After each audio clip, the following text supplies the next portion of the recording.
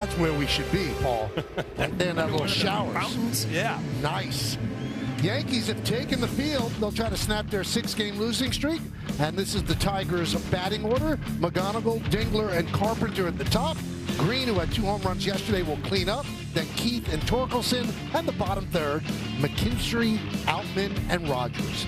And they're going to face the Yankee starter, Will Warren. 17th start for him, 7-3, 3.75 ERA, exactly a strikeout per inning with 29 walks. Let's check out the Nissan pitcher scouting report. Well, you're going to have to turn it around, talking about the whole Yankee team, but also Will Warren. 5.49 ERA in his last 4 starts after a really good start to the season. The rotation really needs him to get back to where he was. But remember, he is 7-3 with a 3.7 over the course of the year. Last 5 starts, the starting pitching has really been struggling. It's over a 7 ERA. And they have to carry the load now with the offense being down. So they need to improve that in a 6-pack. Well, it is July 4th weekend, Michael. But, you know, we're talking about the lefty hitters in the Tigers lineup. They are stacked with 6 lefties today. Will Warren needs to get back to getting lefties out. And in my mind, he needs to find that changeup again. So the youngster McGonigal strides up to the left-handed batter's box. He says his hello, digs his toe hold on the back line. Will Warren will try to stop this losing streak for the Yankees on a sweltering hot Wednesday afternoon here in the Bronx. McGonigal 3 for 9 in the first 2 games, hitting .283 overall. He's ready. Will Warren is ready. And let's do it here in the Bronx. First pitch is lofted to left field. Bellinger is there. 1 pitch, 1 out. Let's check out the defense, brought to you by your local Tri-State Genesis retailers. You see how it lines up for the Yankees, and we'll take a look at Caballero in center. Carshio defensive player profile. 3rd career start in center field, his first one this season. Well, he's got the war paint back on. Maybe that'll help you with the sun out there in left center later in the game if he's going that way. So here's Dylan Dingler. He just finished a great June, where he kind of established himself as, I'd say, an all-star. 333 during the month of June in 26 games, 1.011 OPS, and he had 25 ribbies in the month. Well, he was the one player that they could count on offensively. You look at their offensive numbers as a team, not good, but since they've been here, you start to see what this lineup is capable. It seems like everybody is starting to have good at-bats. I really could see the Tigers taking off and getting back in this race. Line drive, and it is in there for a base hit, just inside the foul line. Going into the corner, Bellinger will dig it out, and Dingler picks up a double. Dingler just continues to have good at-bats. I mean, he gets jammed here. 2-seamer right under his hands, but he's just so strong that he's able to stay through it, line it down the left field line, easy double. Like, you don't know how important this first inning is. And when you go through a losing streak, the last thing you want to do is head to the dugout already down in the game. And so this is an important at-bat for Warren.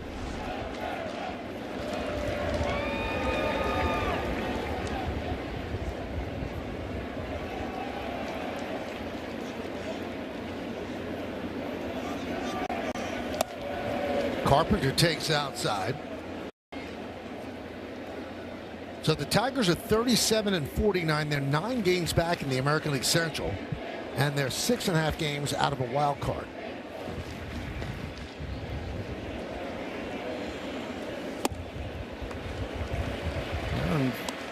Need to find that changeup against lefty. You've seen 2 consecutive ones. He has had such a good start to the year. Lefties were only hitting .207, and all of a sudden the last 4 or 5 starts all the way up to .290. So that is his weapon, again, with his fastball. But you need that changeup going down and away to lefties. Home plate umpire is Lance Barrett. The umpire scouting report brought to you by your local Kia dealers. He's considered pitcher friendly. 76 calls challenged, 46 overturned, and he calls more low strikes in his 17th major league season. The rest of the crew, Malachi Moore at first, the crew chief Alfonso Marquez at second, and Mike Estabrook is over at third. Really staying off speed here against Carpenter. What a great pitch. After the changeup, then a backdoor breaking ball. staying off, keeping him off the fastball, able to throw for a strike.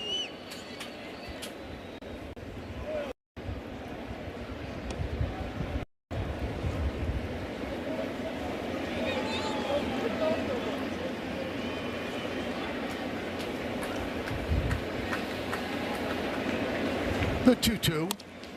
Softly tapped to second base. Chisholm is there. And he gets Carpenter running hard for the second out as Dingler moves to third. You love when our pitchers listen to our scouting reports, Michael, and get an out with a changeup when we say he needs it. Riley Green hit 2 home runs yesterday. We take a look at the exit velocity presented by Spectrum. The first inning, 107.6. That went a long way. And then 105.5 in the third inning, 404 feet. So here's Riley Green. Runner at third, 2 outs. Just underway in the Bronx. And a strike. You look at those numbers, and Riley Green's had a good year also. Home run totals are down from last year. 111 RBIs to go with, I think, 36 home runs last year. But just another good, solid offensive year.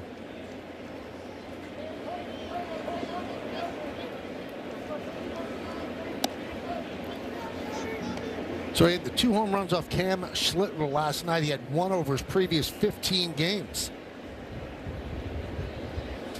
Trying to make his 3rd straight All-Star team.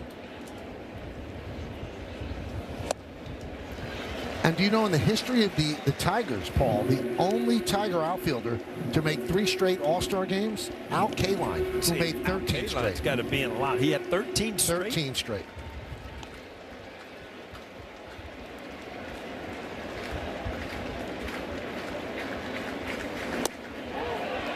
Just missed.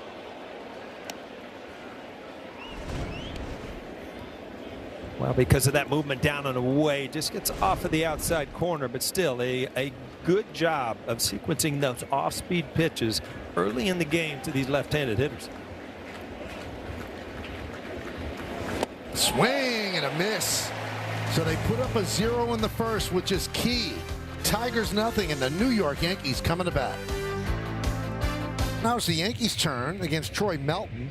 This is the Yankees starting lineup. They come in at 48 and 37. Ben Rice will lead off. Jason Dominguez bats second. Cody Bellinger will be the number 3 hitter. Cleaning up, Ahmed Rosario, then followed by Jazz Chisholm and Anthony Volpe. And the bottom third of the order, Austin Wells, Jose Caballero, and Oswaldo Cabrera. Well, let's find out about Troy Melton. This is his 7th game starting. 4-1, 2.39. The numbers are very good. Let's check out the Nissan pitcher scouting report. Well, it's really no letdown. You had Mize game 1 and obviously Skubal last night, but Milton is also very good. In his 6 starts, you talked about, Michael, he's 4-1 with a 2.39 ERA. On the rise, this was strange. He's a hard thrower, averages about 96, but his last outing, he topped 99. So let's see if that continues. And 1 for 23. He's really found his cutter. Hitters only have 1 hit it against it all year. And Ben Rice takes a strike. Rice is 1 for 22. The one was a home run in the first inning yesterday off of Tarek Skubal, whose 23rd home run of the year. Waved at that pitch. Count 0-2.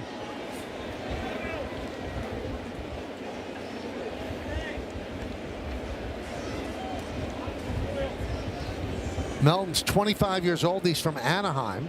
2nd big league season. Ground ball up the middle and through for a base hit for Rice.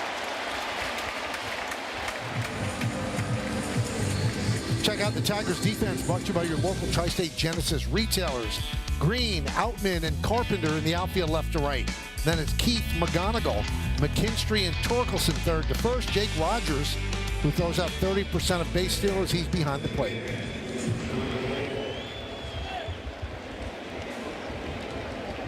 Here's Dominguez, 2 for 6 in the first 2 games. And a strike.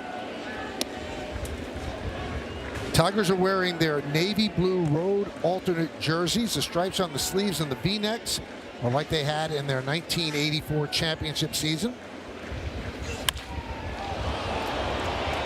Fly ball. Center field, Outman. One away. It's funny. I was, came into the booth watching warm-ups. I'm like, I don't know that I've ever seen that at the major league level. These jerseys, but they're the retro jerseys, huh? The patch on the sleeve, the classic Tigers logo from 61 to 93, and the caps have the old English D in orange. You should have seen their City Connect uniforms last Monday. Kind of blue and light blue and gray, and it was a weird look. That's the classic Tiger uniform. Yes. Al Kaline, Hank Greenberg. That's what you remember.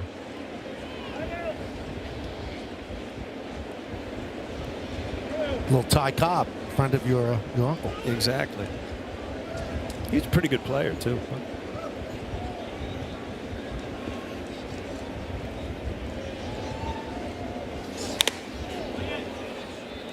And that got a piece of Barrett as Rogers checks him out, see if he's okay.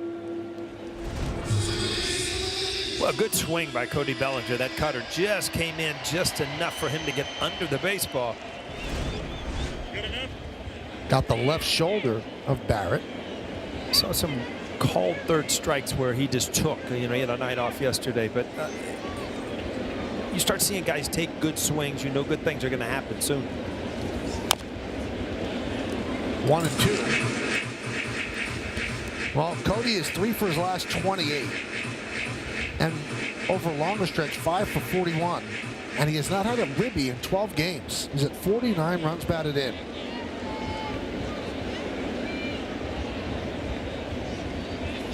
Swing and a miss. He's down on strikes. 2 away. Aaron Judge spoke before the game today. He spoke at length to the media. And he said, I think what's happening is everybody's trying to do too much to pick everybody up. He said, so you're trying to hit a grand slam with nobody on base. He said, you're putting too much pressure. He said, you have to trust the guy behind you. Just pass the baton and just assume that he's going to do the job. He said, you can't hit a grand slam with no one on base. And look at the slumps that the Yankees are in right now, this lineup. I mean, there's a lot of ugly numbers there.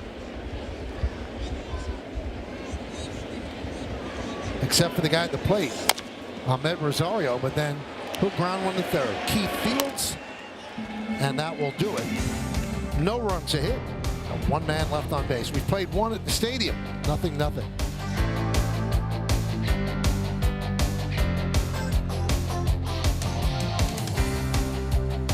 To the profit boost if your selected player hits a home run. And here are the featured home run odds for today's players.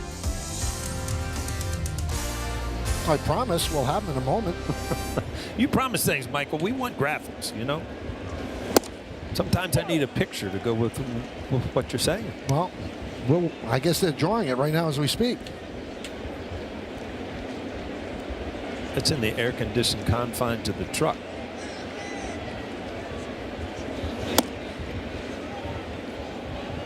There's the numbers we spoke about, Paul. Bellinger plus 340, Chisholm 280, plus 280. Always deliver what I promise. I'm a pictures guy. I got to see numbers before I can really implant them. So you don't like those books with just the letters in it. You like some pictures. You know what? I always went to the pictures, and then I'd go back and start the book. I know what I want to look forward to, right?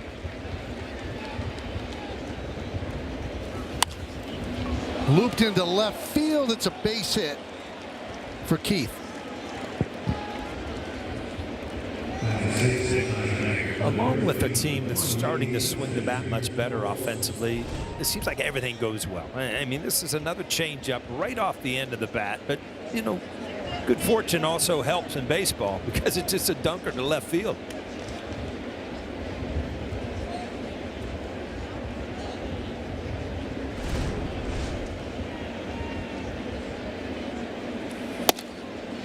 So speaking of books, one of my Father's Day gifts was a huge, I mean, you can't even lift, the biography of Mark Twain. Oh, yeah. And so Charlie was there, and I said, Paul O'Neill's related to Mark Twain. Charlie looks at me and goes, no, and walks away. He couldn't see the similarities in our writing skills. So how close relation are you? Mary Clemens, and Mark Twain's Samuel Clemens. So she was the wife of somebody in my family, so we're kind of distant cousins, but same type of minds, Absolutely. Yeah, you see that. He fashioned Tom Sawyer after you, right?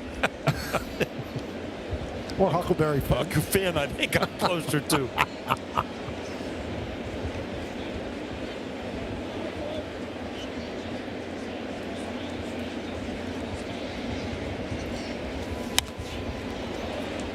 Two and two. When it's this hot, does it affect how you play, or did you like playing in heat? It depends what type of game you're having. If you're having an offensive game, you love it. There's nothing better. The ball carries. The pine tar stick. If you're the team that's in the outfield for 2 hours out of the 3-hour game, then you hate it because it just beats on you. That one's popped up. Cabrera makes the play to retire Torkelson. Yeah, I think it's really important. You're talking about heat is more so on the pitchers and having quick innings. We even saw Cam Schlittler the other night. That 40-pitch first inning or close to it. He was exhausted after that. Fastball went down. You could see the life of the fastball. So I think pitchers have more trouble in the heat than the everyday players. Here's Zach McKinstry.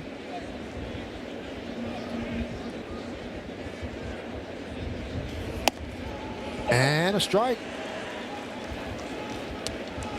You saw how geared up they were for fastball last night. And by all the changeups he's thrown in the first couple innings to the left-hander, you get away with that fastball right down the middle because now it's kind of a guessing game instead of just looking dead fastball.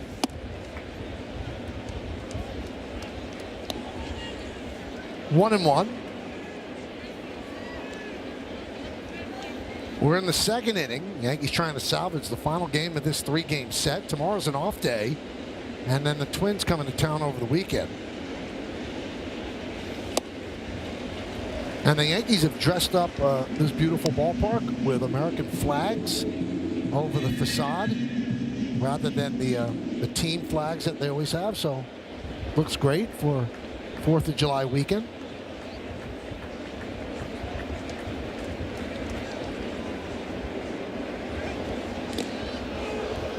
'250th birthday, Paul. Pretty cool. And I was telling you, Michael, we had a week off, so I had a wedding to go to. A close friend of mine, son was married up in Maine. And while we were driving, through those little quaint towns, everybody had the red, white, and blue bunning up on the white picket fences. I mean, it really brought back some good memories of being young and seeing that and seeing this country celebrate. It should be a great 4th of July weekend. Nice catch by the ball girl. Oh, on a sinking line drive, too.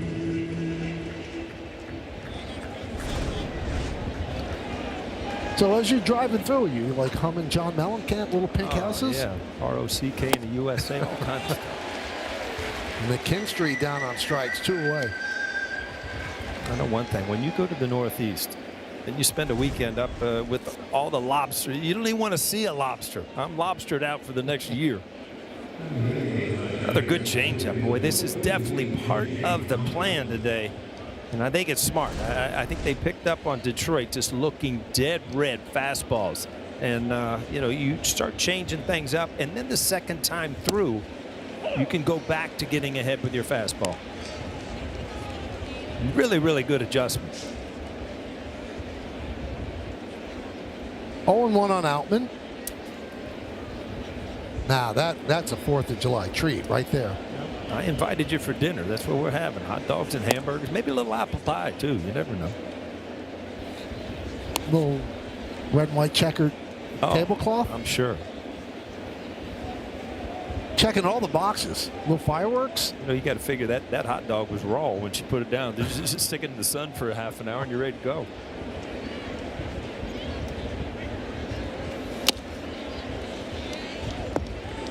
One and two.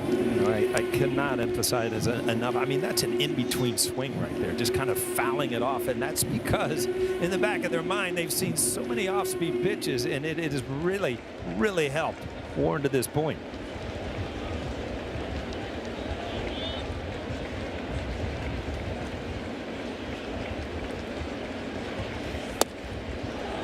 just missed.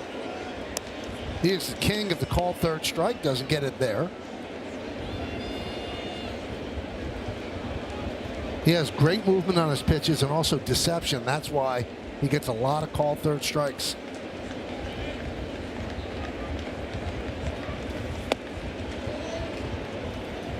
And the count full at 3-2. So that's going to release Colt Keith at first.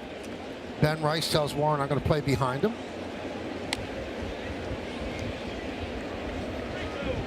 But these are the pitches right here, Michael. When we talk about really getting the team back to one pitch, you got to believe in your mind as a fielder. His defense has been going late. This ball's coming to me. This ball's coming to me. This is what I'm going to do with it. You got to pre-think these things, and so you're into every pitch of the game instead of just letting the game come to you.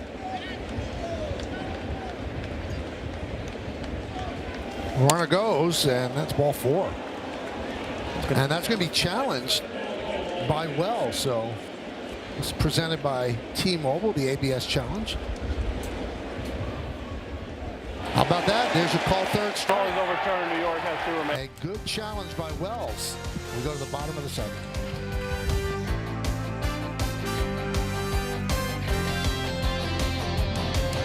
Where the Tigers and Yankees are scoreless as we head to the bottom of the 2nd. Michael, you highlighted earlier that Jose Caballero is out there in center field. Aaron Boone was asked, why not Spencer Jones? And Boone revealed that he's a little bit under the weather. He said he got a text last night that Jones wasn't feeling good, and he wasn't the only one in that Yankees clubhouse. They think a couple of guys might have had food poisoning. Jones, as well as others. Boone said he got text last night, this morning, and as he put it, the IVs were going this morning in that Yankees clubhouse.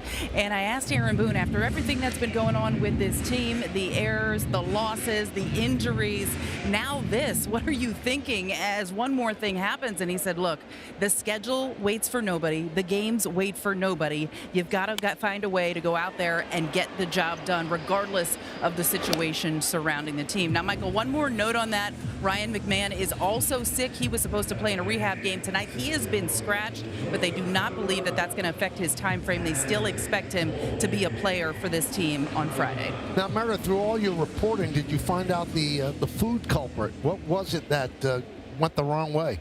Michael, I have not yet found that out. I have a lot of exploratory work to do here in the postgame, but I got to tell you this, I am going to stay far and far away from it. You did see a picture of Spencer Jones there in that Yankees dugout holding a bottle of water. You wonder whether or not he would be at all an option for the Yankees this afternoon, but I'm going to steer clear, Michael. I don't know about you. I think that's the good way to go. I'm going to turn to you, Paul, because, you eat a lot. Have you ever had food poisoning? I got over it quick if I did, because I didn't miss a meal over it. But you know what? What do you do? I mean, the Yankees can't catch a break right now. I mean, they're not hitting well. They're not pitching well. I guess they're not eating well either. Now, Boone, other than Spencer Jones, because it was glaring that he wasn't in center, and Caballero, that's the only one that he said, I'm not going to get into names who it is, and also McMahon, because he's not going to be able to play tonight in his rehab game. He said, but it seemed like a lot of people were affected, and I think there were a lot of people in the lineup that were affected too, but you have to field the team. Yeah, I mean, you got to have 9 players that can go after it, and you just hope that most of these guys can, get through this game, get a win, and relax on an off day tomorrow. Ground ball to third. Keith will get Volpe. So with that ground ball, Volpe is now 2 for his last 24. He did pick up a hit in the 9th inning yesterday. So 2 down. That's going to bring up Wells. And Wells, another guy, Paul, he's 2 for his last 23, and since he got called up off the IL, he's 2 for 21, so he's still trying to find it. They say they like his swings better, but it really hasn't manifested itself yet. Well, as a player, when everybody says, keep swinging it, you're swinging it well, you want results, and there comes a certain time where even the team looks at that position. You need some results. There's no way around it. Wells knows it. That a big second half would help this team immensely. It's really hard to believe because Wells has always been at least a league average hitter, 4 home runs and 10 ribbies. July 1st. Mm-hmm. It's really hard to grasp.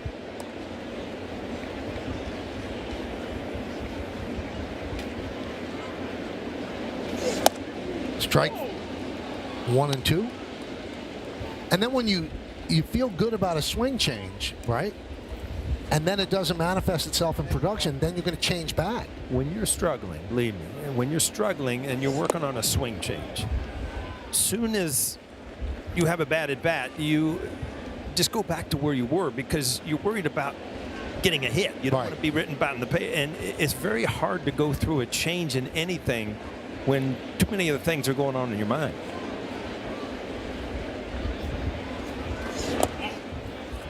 Three and two on Wells. 2 down here in the bottom of the second. Caballero's on deck.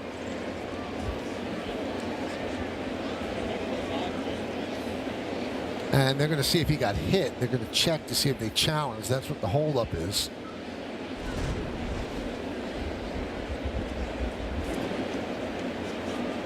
Close, but they are not going to challenge. I think that ball hit right in front of his foot and just hopped right over his foot. Strike 3. Wells down looking. Yankees go down in order. We'll go to the third. Nothing.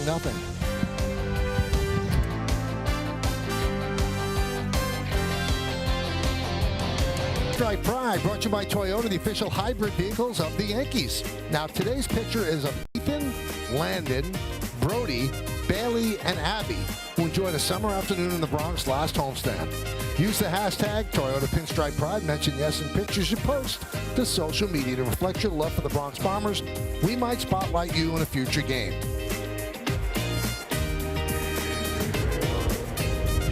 You know, the captain, as I mentioned earlier, he spoke today, and I thought he was so insightful about the things that he said. Obviously, he's watching everything very closely, Aaron Judge, and he's not able to play, but he's trying to still lead. And he said something that I thought was very, very pointed, Paul. He said, I don't think the focus is where it should be. So he's not a guy who calls people out, and I don't think he was doing it in an antagonistic way, but he thinks there needs to be better focus for them to break out of it. Well, focus keeps you involved. I mean, when you see defensive errors, that's usually a lack of concentration, a lack of focus. And if you're in the locker room, I mean, we're in the stands here, Michael. We're close to the game, but we're not in the ring. And you understand that more so when you're down in that locker room, when you can look people in the eye and you can tell reactions of bad plays, good plays. And, you know, to hear him say things, it's very believable, believe me. Now, Meredith, you were there. You know, the entire media contingent was around him. And I thought he was very, very forthright, very, very honest.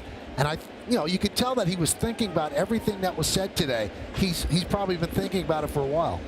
No doubt, Michael. I think not only is he frustrated by the fact that that could go. The Heat just took that one into the bleachers. A home run from McGonigal.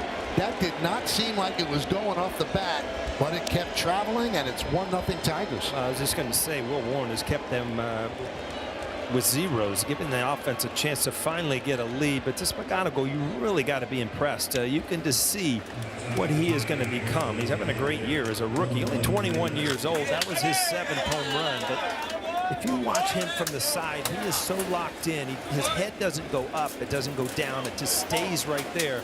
He is going to be a quality hitter for a lot of years to come. Here's Dingler. There's a strike. Meredith, I'm sorry that interrupted you. I'm going to take one more look. All right there, perfectly in sync. Yeah, not a big guy, but you're right, Mike. When everything's in sync and everything's out in front of the plate solid, good things happen.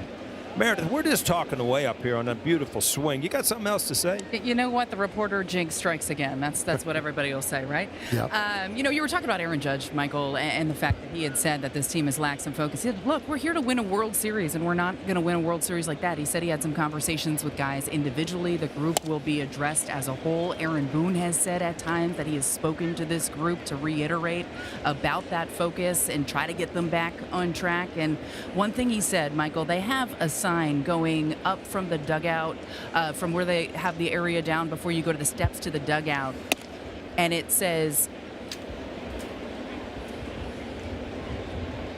do your job. And he said that's all guys need to do. You mentioned it earlier. They're trying to do a little bit too much out there. Perhaps it's making guys tense when they're out there, maybe even on defense. He said if every individual does their job, we will find a way to turn this around. Now, Aaron Judge is a guy that hates to be out of the lineup, Michael. We know that. And he said, this is the worst. Missing games is brutal. I want to grind with this team, and I want to help them get back on track. Now, he was asked about when he is going to get that rib re-imaged, and he said there is no timeline on that just yet. When I know, you guys will be the first to know. There's no point in giving any type of update on how I'm feeling now because we will not have a clear picture until he re-images that area to see exactly how the healing has progressed. You know, I spoke to him after a little bit after he met with the assembled group, and I actually felt sorry for him because he said, I want to be out there. He goes, because when you become a baseball player, it's because you love to play baseball. He goes, I love to play baseball. I want to be there with my teammates, and he obviously can't be there. And I think was that catcher's interference? Yes.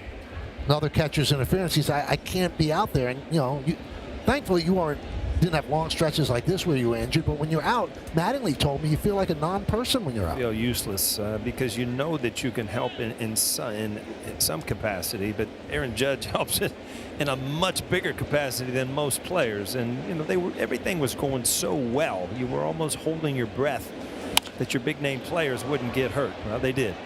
Riley Green lost one to left center, and that will be caught by Bellinger. But this swing by the 21-year-old Kevin McGonigal takes the ball into the right center field bleachers, and when it lands, the Tigers have a 1-0 lead.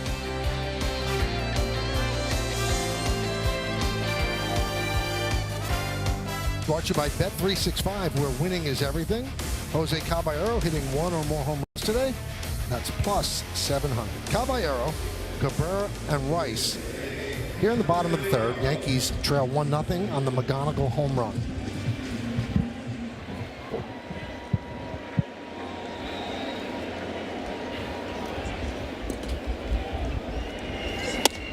You know, one more thing about Judge. When I was talking to him, I said, you know, you've won 2 MVPs in a row. I said, if this doesn't prove that you're the most valuable player, you might win 3 in a row for not playing, because Paul, he is so integral to what this team does. And Boone said, I think we have the ability to play well without Aaron. He said, but that ability to play well without Aaron, a lot of the people that we depend on, they they're just called out a ball, too. the catcher's He challenge. said, so that's become an issue, another challenge by the catcher, Rogers. The call is confirmed. Detroit has 1 challenge. Call confirmed. Yeah, to your point, Michael, I mean, if you're Aaron Boone, you come in when everybody's healthy, you put Aaron Judge in the lineup, and then you build around it. Right. And now you're just trying to configure something to take his place. Well, you're not going to take his place. And, you know, to lose good players, that happens. But to lose Aaron Judge, he's beyond good. I mean, he's one of the better right-handed hitters to ever play the game. So very, very hard. You lose him for 4 or 5 games, okay. But this is an extended period. But you can't keep harping on it, because you just hope that he's back in order to get right for the playoffs. But the Yankees need to move on and take a little pride in themselves in beating teams that you should beat.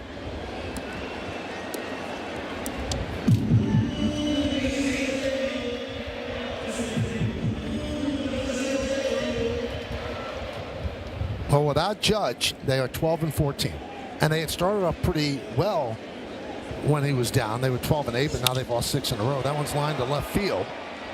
Riley Green makes the play, retiring Caballero, who's also in a slump. That makes him 5 for his last 38. Up and down the lineup, Paul, there's these long slumps going on. Yeah, and it's starting to wear on people. Even that's a good swing. The ball is hit hard, but you start looking at body language, and managers do this. They read players. That's why they give them days off. And if you just see, you know, the head slumping, and it's like, oh, here we go again, that's what you don't want to see. You truly have to believe as a player. I don't care what happened last night. You show up, you got to believe that you're going to win today. And if you think, you know, I hope we win, I hope things go well today, then you're kind of waiting for the game to punch you in the face. You got to go out and win.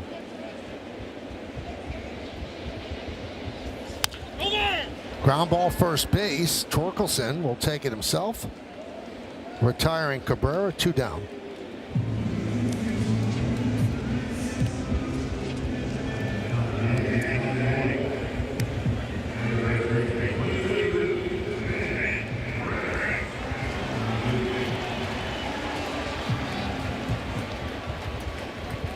So here's Ben Rice. Had a single to open up the bottom of the first inning. Since then, 8 straight Yankees retired.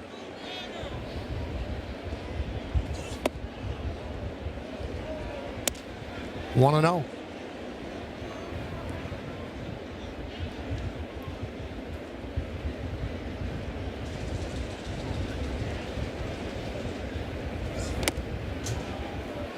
Two and 0 on Rice.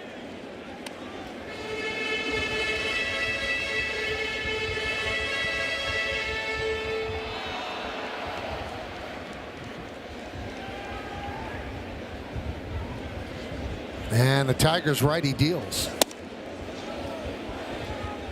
3 and 0. Melton, his season debut was pushed till May 24th because of elbow inflammation, but in the 6 starts since, he's pitched very, very well. Checks his swing and a 4-pitch walk to Ben Rice. So he's been on twice, and that'll bring up Dominguez. You saw him kind of flinch there. So, you know, 3-0, he was going to swing. 2 outs, you're going to give him an opportunity to get the 3-0 fastball, but it wasn't there. He was able to take the ball 4.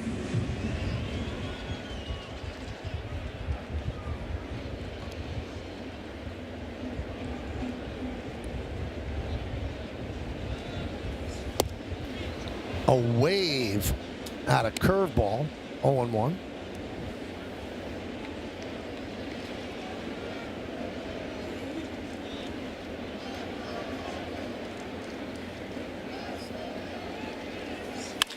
Line drive and caught by McKinstry for the final out.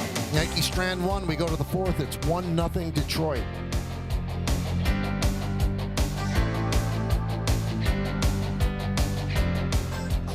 Yankees Baseball on Yes is brought to you in part by Delta, the official airline of the New York Yankees. Delta, keep climbing. We go to the 4th inning. 1 run on 3 hits for the Tigers, no runs on 1 hit for the Yankees.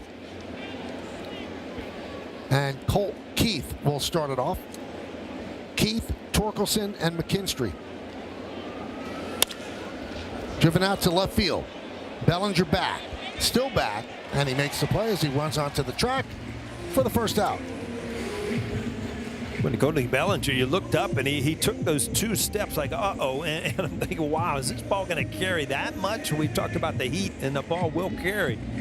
But you don't see Cody Bellinger panic very often, but you can see the first couple steps he jogged, and then all of a sudden just kind of try to take off. I'm like, here it goes. You know, the baseball travels better in hot weather. Now, if you look at the flag, the American flag beyond the left field bleachers, not much movement at all. But if you look at the flags over the right field grandstand, there starts out blowing toward left field. So, you know, Paul, it always swirls here. Mm-hmm.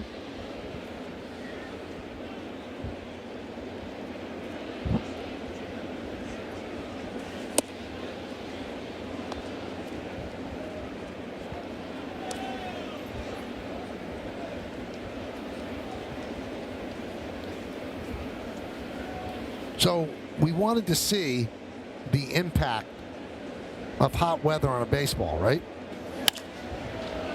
Torkelson with a fly ball to right field. Dominguez and Rice, they can't get there. Well, the McGonigal home run, Paul, it was 102.5 off the bat and had a launch angle of 35 degrees. There have been 20 other balls hit like that this season, and they averaged traveling 383 feet. McGonigal's home run, 422. Yeah, it really is amazing. I mean, early in the year, cold, damp weather, and as a hitter, usually you know if you get it or not. There are times where you hit the ball and you put your head down and you think it's gone, and it goes to the warning track. And then there's times in the summer where you just miss it and it's 20 rows up. It makes a huge difference temperature-wise.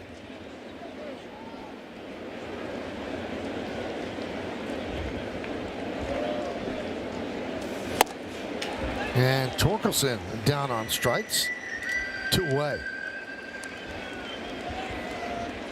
Well, after a breaking ball, then you can, show them, let it kind of that's his four-seamer, but you see his hands around it a little bit, so it does actually have a little cut on it, so it kind of moves away for a swing and a miss to Torkelson.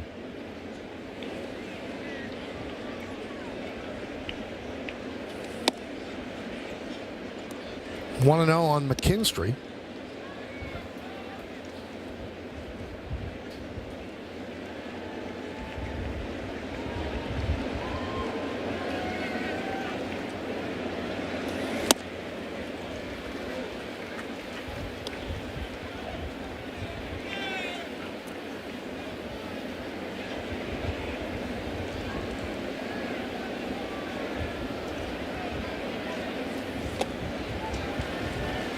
Two and one.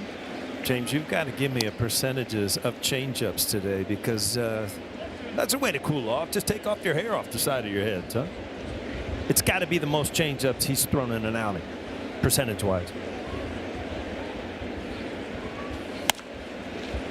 Looped into shallow center field. On the run is Volpe, and he makes the play.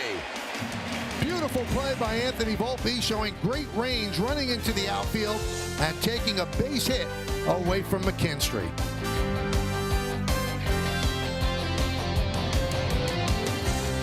The E-Baseball MLB All-Star Ballot now live. Scan the QR code right there on your screen to vote, or visit MLB.com/vote. Bellinger takes up and away. 1-0 Tigers, bottom of the fourth inning here at the stadium.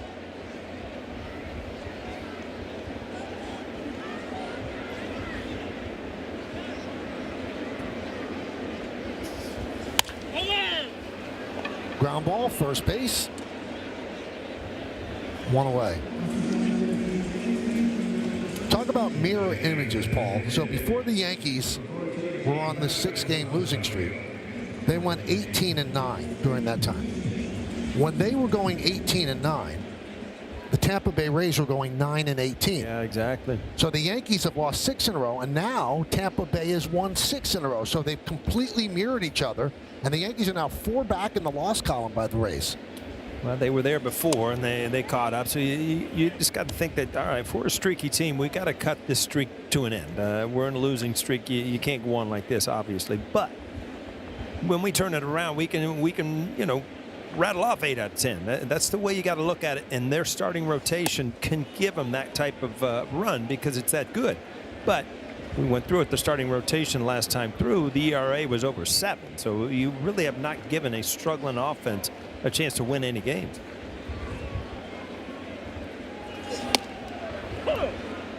The 4 games that they're going to play against the Rays in St. Pete, Monday, Tuesday, Wednesday, and Thursday, they loom very large right now. Because if you really continue to stumble through those games, then you go into the All-Star break not feeling great about things. Popped up and out of play in the seats on the first base side. You never want to look forward to a day off during a game, but if you're playing this game as a Yankee, you just got to figure we grind out a win here. We have not had a day off in a long time. We're going through a tough stretch where you're grinding, getting tired mentally. This could be a day off that really could help them turn things around. 3-2 on Ahmed Rosario.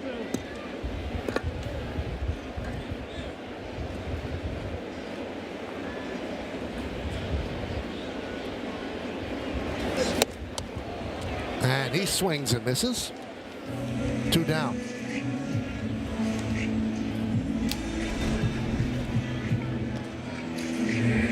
Little spin on that one, and Rosario, he is so good against lefties, and that's the reason, because that front hip, he opens it, which makes him very susceptible to that breaking ball away. Once he fly open, it's very hard to stay on the pitch breaking away from him. And there's a strike.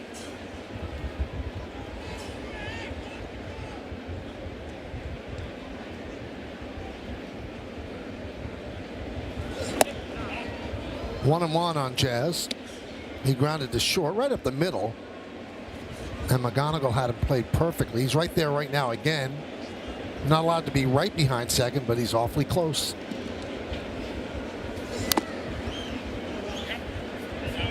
One and two. look at Jazz here, and he's one guy that you look at can really do a lot for you offensively. You know, the team's going well. You know, I got this pants, this bat. It's all fun and games, but you know, it's not funny anymore. You've got the talent to really help this team offensively, defensively. It's a great opportunity to really step up and be the guy that you know, that can help Rice, can help Bellinger, because he can take some of the load. 2 balls, 2 strikes, 2 outs. Bottom of the 4th. Hit sharply. It's a foul ball. Malachi Moore got turned the wrong way, had to right himself before he made the call.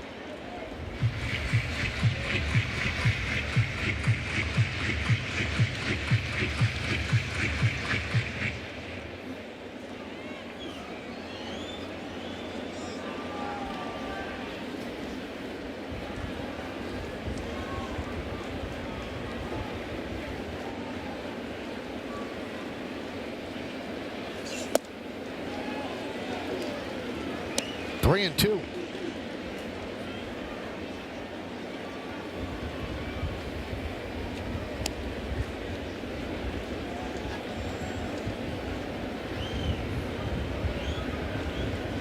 And the payoff. Hit sharply and past Torkelson. And down into the right field corner. Jazz Chisholm will go to second. He's going to stop right there as the throw comes into second. A 2-out double for the Yankees second baseman. And that'll bring up Anthony Volpe. Well, good solid bat by Jazz. He hit a couple balls hard, just ripped one foul. Now he hammered this same pitch down the line, just kind of spins right there. And again, he has such talent that, you know, if you get him on the same page of using that talent every single pitch of the game, he can pick up a lot of slack for this team.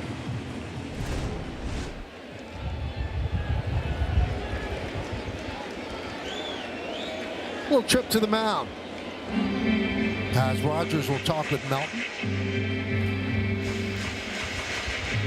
Volpe grounded to third. Now he's in the second. And we mentioned he's 2 for his last 24.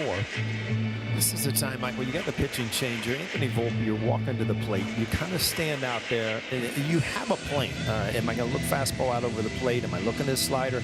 And you kind of visualize it right now at the plate where I'm going to hit this ball. Where, you know, look at the outfield. See where you want things to happen. And it's amazing how many times you can train your mind to do the things that you're looking about. Now, if you get it cluttered with, I got to get him in, he might throw a fastball, he might throw a slider, we're struggling, I got it, then you're in a different boat. You know, this is a good time to just sit there, look what you want to do, have it in your mind, try to get it done.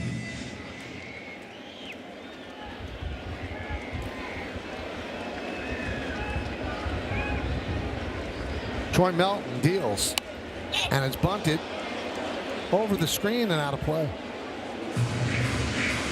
If you got a runner at second base and you're bunting there, you're not feeling good about your swing. You know what, Mike? I was thinking the same thing. You're visualizing right center, left center. I guess he was visualizing the grass in front of the batter's box just to get a base hit.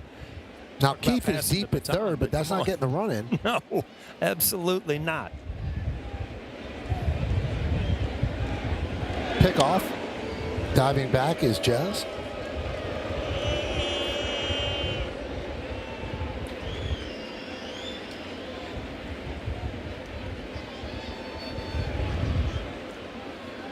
He also tried to bunt last night.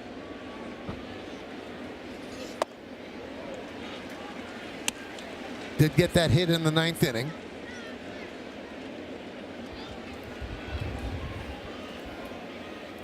Hitting .244, a home run, and 13 runs batted in.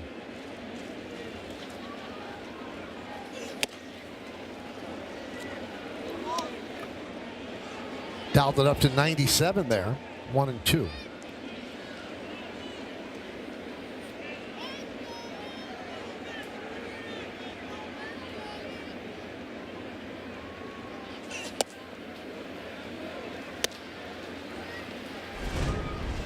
See him, he starts to swing on that uppercut. He was level above the baseball a few games ago where he was hitting line drives. That ball right there, 97, 98, underneath the ball, very hard to square up.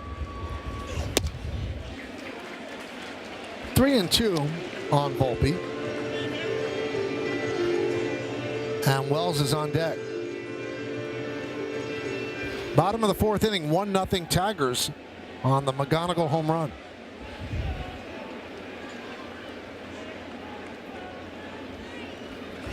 Swing and a miss. He struck him out.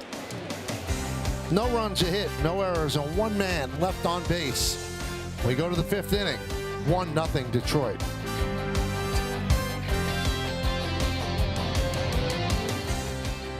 On the official hospital of the New York Yankees, Trent Grisham scheduled to play a rehab game tonight with Double-A Somerset, and if all goes well, he's expected to be activated Friday when the Yankees play the Twins. Now, Ryan McMahon was supposed to play today as well, scratched from the rehab game because of food poisoning. He's still in play to possibly be back on Friday. Audi scoreboard, 1-0 Tigers over the Yankees. Outman swings and misses. Another changeup, and we weren't imagining things, Michael. If you break down his usage of his changeup, it's been to this point 9% on the year. Today, over 27 now with that last changeup. So it's a conscious effort to get this Detroit team off his fastball, and he's done a good job of doing it so far. And I wonder if that was an awakening yesterday for Schlittler, if he's going to pitch a little differently next time out. Well, you got to realize some teams are just fastball hitters, and you know, you got a lot of young free swingers in this lineup. Yeah, you kind of stay away from their strength at times. You can't be afraid because you know, Will Warren does have a good fastball, but you can set it up in different ways. And that changeup and breaking ball have done that.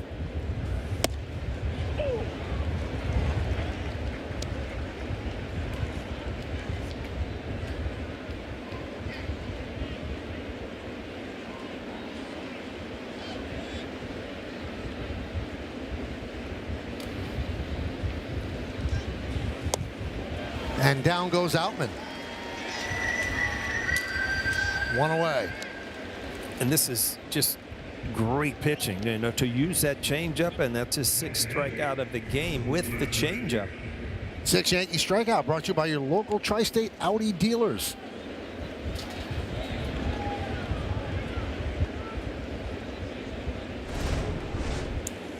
Jake Rogers, 1-0. Pitch is called a ball. The catcher is challenged. And Austin Wells going to challenge that. He thinks it's a strike. Yeah, that did look like a strike. And it is. The call is overturned. New York has 2 remaining.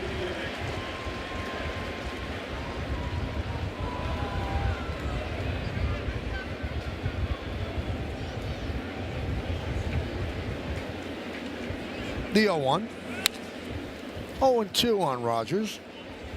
Rogers catching day game after night game, and Dingler the DH.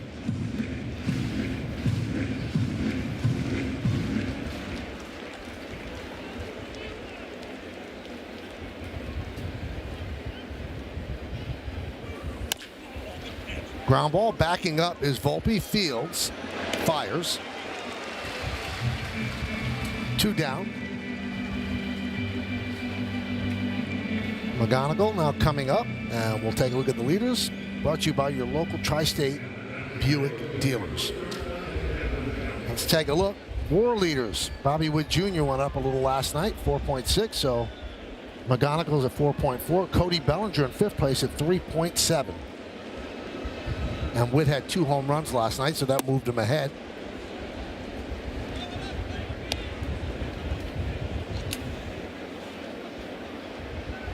Kansas City's playing Tampa Bay, right? Yes.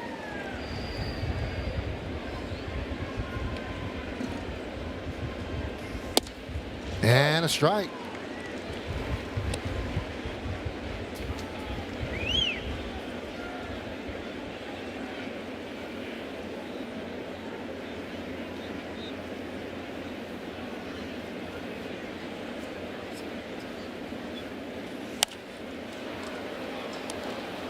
Michael, you've been to Tampa Bay. They've played there once this year already. Yep. Any major change? They lost their ballpark for a year. Any major change?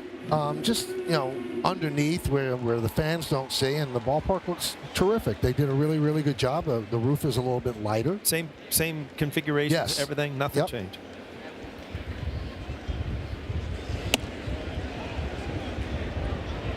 Now that's going to be Bases called challenged by a ball, the Wells. He catcher thinks it's called challenged it. third strike. Let's see if he's right. He's walking off the field, so he That has looked a right down the good middle. feeling he's right, and he was. Call is overturned. New York has 2. So Lance Barrett not having the best day. We're halfway through. It is 1-0 Detroit.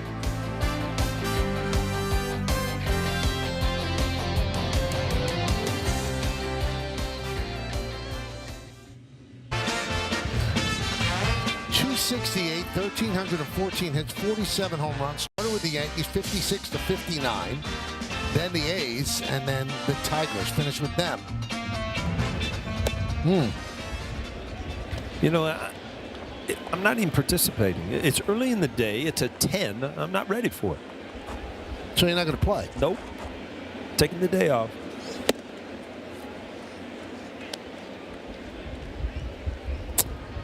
Let's see.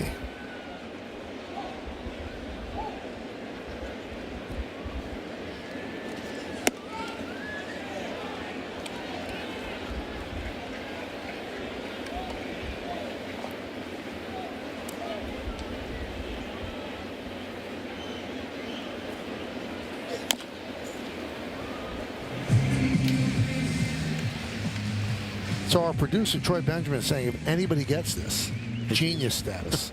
Exactly. Now let me turn to James Smythe. Did you get this?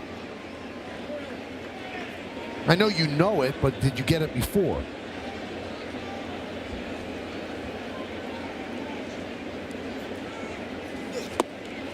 And down goes Wells. One away.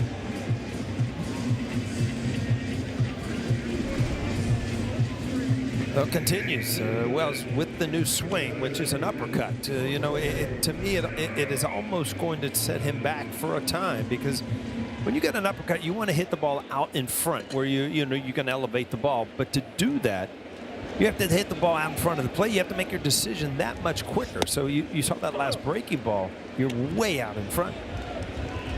Now, this is not second guessing, but when you have Chisholm at second and 2 outs in the previous inning, and Volpe decides that a bunt is the right way to go when you've got Wells on deck, who is really, really struggling, it's like you're thinking too much. Yeah, you're a little overthinking there, because so you bunt, you don't get the runner in. Right. Let's say you bunt successful, first and third, you've got the coldest hitter coming up afterward.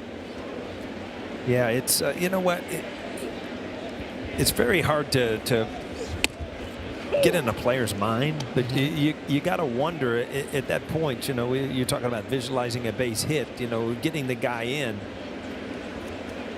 A drag bunt right then would have been 10th on my list out of 10. And down goes Caballero.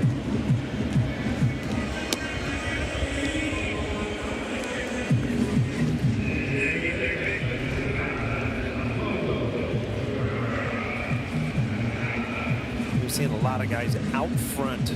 You know, a very bright day, tough to pick up the spin, but Melton is throwing the ball well, getting ahead, and then kind of expanding the strike zone against some of these hitters that are struggling. Where it hits it hard, but right at him. Easy inning for Melton. Yankees go down in order. We go to the 6th.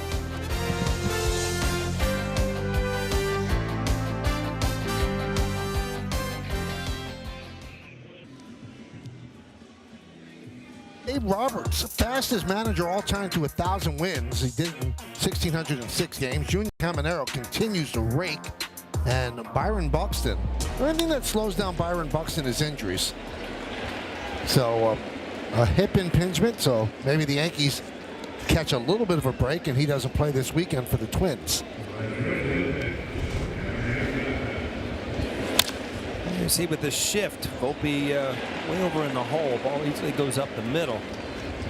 But you got to really be careful here. If you're Warren, you got to realize, hey, you know what? My offense is struggling. We're struggling as a team.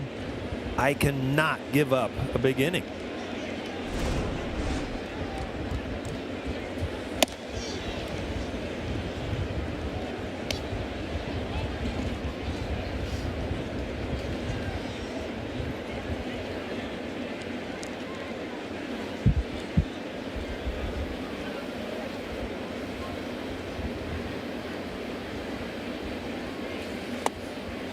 1-1.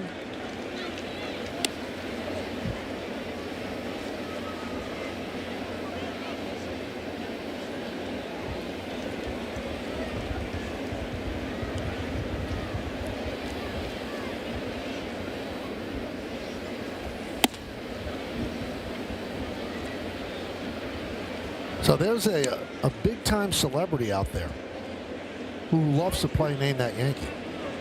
Where? And I just got a text from that said person. Yeah. And he got the answer.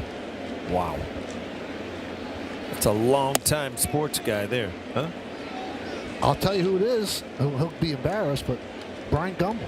Brian Gumble? Yeah. He said, tell Troy I got his 10. Yep.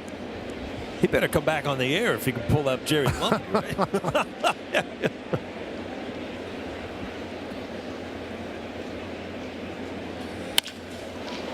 That's lined into right center field. It's a base hit. Dingler will go to third. The throw is late, and because the throw went over the cutoff man, that allowed Carpenter to go to second. Well, Dingler, I mean, you know who's playing center field. Caballero not a center fielder, a little two-seamer away off the end of the bat. But Dingler did not hesitate. A good throw, and he's out. I mean, there's no doubt about it. But this ball, you know, is airmail. It's allowing Detroit to set up for that inning that you're trying to stay away from, the big inning. And that's what we're talking about with focus. I know that Caballero is a neophyte out in center field, but you can't make that throw and allow Carpenter to go to second. You've got to have it almost have to be cut off. Yeah, again, it goes to thinking this ball is going to be hit to me. This is what I'm going to do with it. Instead of the ball being hit with me, oh, no, here, let me fire one to third. And again, you can't hold guys responsible when they're not everyday center fielders. But, you know, it's very easy to nitpick and figure out why the Yankees are not winning games right now, because they're doing things like this. So because the runner goes to third and there's no double play in order, you bring the infield in with second and third and nobody out. And the offense has been laboring, so you don't want to give up runs. But you turn Riley Green into a much better hitter with the infield in. And that one gets away from Wells. Runners stay put.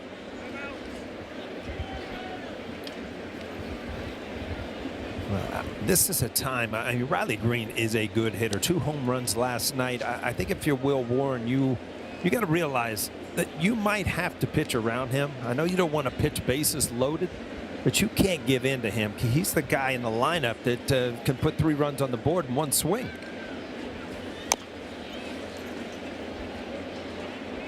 One and one.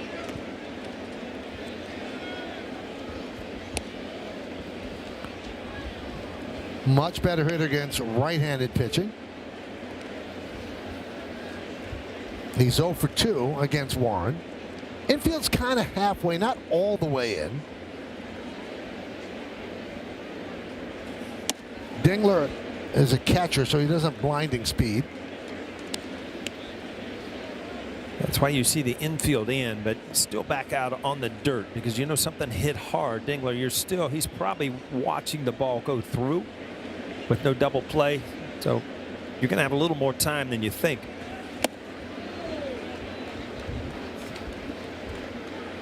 Count 3-1. Yankee bullpen heating up.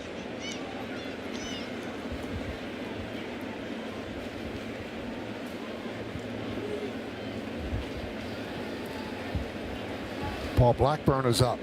3-1. 3-2. Well, to this point, he's doing what I think, in my opinion, is the right thing to do. Breaking balls and change-ups out of the strike zone. If you're going to swing at it, go ahead. Just can't give in and give him a good fastball. Fly ball, left field and deep. Backing up Bellinger on the track at the wall. He makes the play. Tagging is Dingler. He'll score. Moving to third is Carpenter. It's a sac fly for Green, and it worked out even better than just a sac fly as the runner moves to third now with 1 out. Again, you give in, give him a fastball. They are a fastball hitting team. You've seen that in this series, and lucky this ball didn't go out of the ballpark. Same ball that Cody Bellinger didn't handle the other night. He handled it today right at the wall. But again, by that airmailed overthrow, now you've got another hitter or another runner at third base. So with Keith coming up, that's going to do it for Warren. The Tigers are down or up 2-0, and they have a runner at third.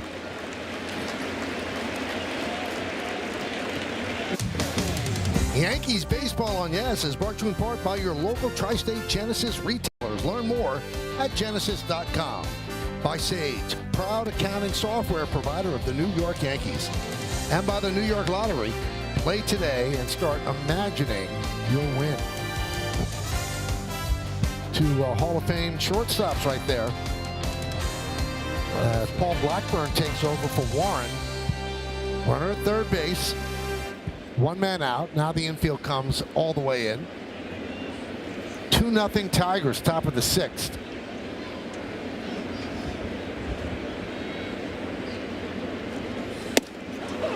Strike.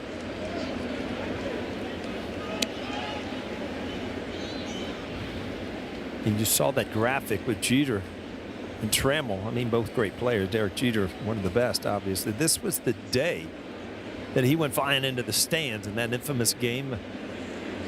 A lot of people, if you didn't respect him to that point, you surely did after that play.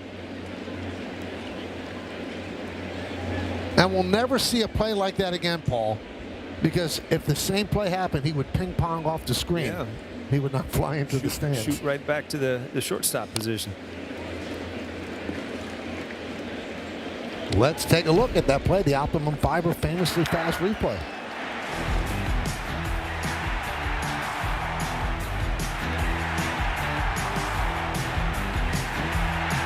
Yeah, that wasn't anything but an amazing effort, just not caring. Going to catch the ball somehow, some way. Keith swings and misses. Big strikeout for Blackburn and the Yankees, 2 away. What a big strikeout. Hey, I can't tell you how impressed I was at what Will Warren did by changing his pitching today, by going off speed to a lot of these hitters. A couple balls hit off the end of the bat, but this is a huge out for the Yankees to stay in this game. Here's Torkelson. 1-0.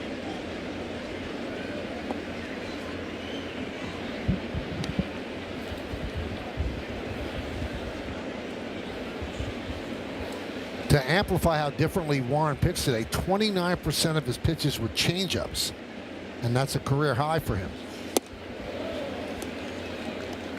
2-0 on Torkelson.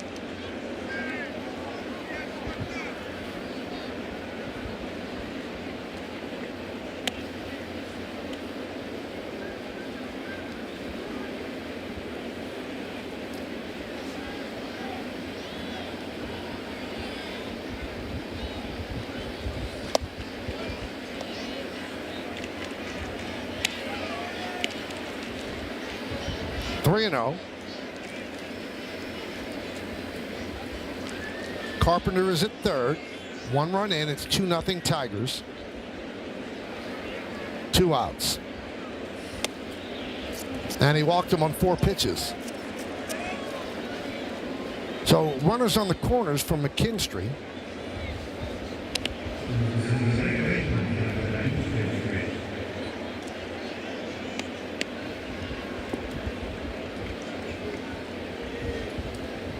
Well, that would taste good right about now. That's a spinach smoothie, Michael. A spinach smoothie, really? Oh, you thought it was a chocolate milkshake. Yeah, I did. That'd be Popeye approved.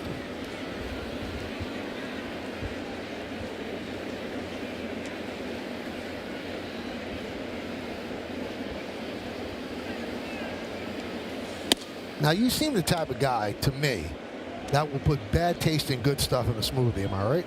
Yeah, a smoothie's not for the taste. You're just getting it for the nutrition value, so you can hammer some good dinner. That's what a smoothie is. Just holding you over.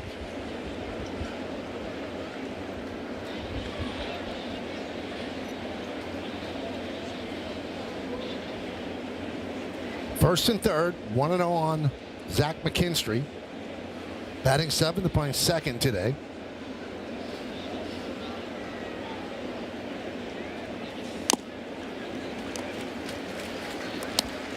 Foul ball caught by Wells, 1-1.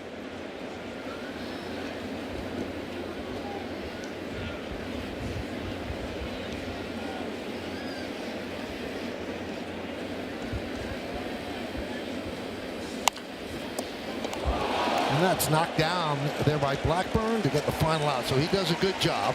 Tigers had a run, 2 hits, and they leave 2. We're going to go to the bottom of the 6th inning. Detroit 2, Yankees nothing.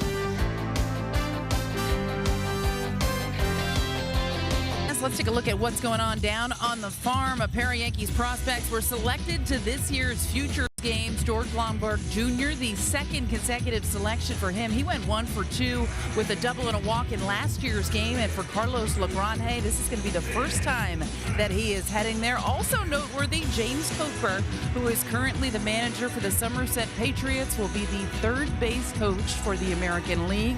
Larry Boa will be the manager, and that's all going to take place during the All-Star festivities in Philadelphia on July 12th. And Michael, should be a very exciting couple days for the Lombard family. As we know, George Lombard Sr., the bench coach here for the Detroit Tigers, his youngest son Jacob was in attendance here at the stadium the other day. He's expected to be a first-round pick in this year's draft, and that is on the 11th, while the Futures game is on the 12th. And Michael, our producer, Troy Benjamin, actually had a nice conversation with Jacob Lombard yesterday in the hallway here at Yankee Stadium. And he said, you know, your brother's going to be mad if you go before him in the draft. And he said, don't worry, I will, sir. Confident young man, Michael. Well, I think what really threw Troy was the kid calling him sir. That's what got him. That always catches your attention. You know that? Very polite kid.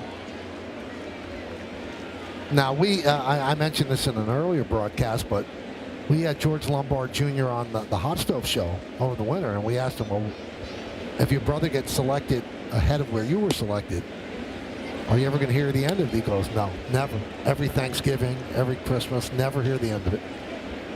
Brotherly love, right?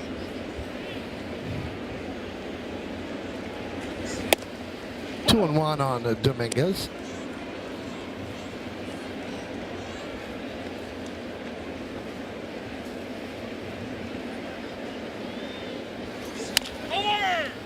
Grounded to first, backing up Torkelson. Nice play, and he flips to Melton.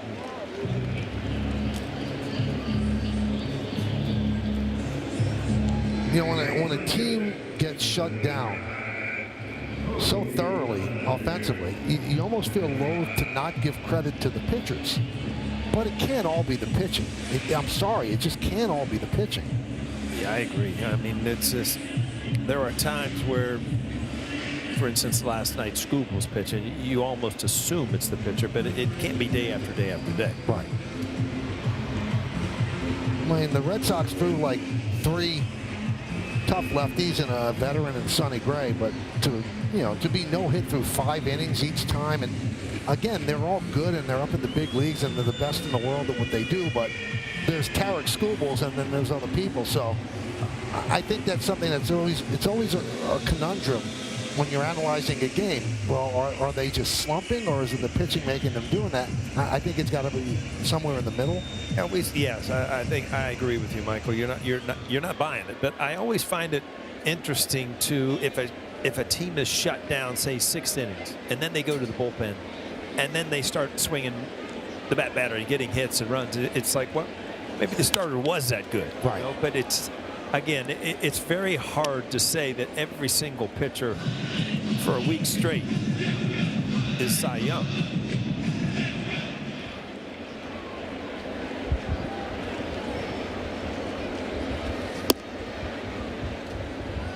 One and one on Bellinger. Bellinger had the night off last night after playing 59 straight games. He's 0 for 2 this afternoon.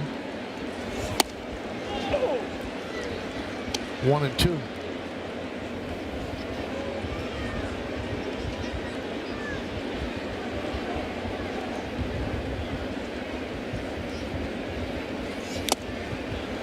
And a swing and a miss on this hot Wednesday afternoon Milton, it just means something different.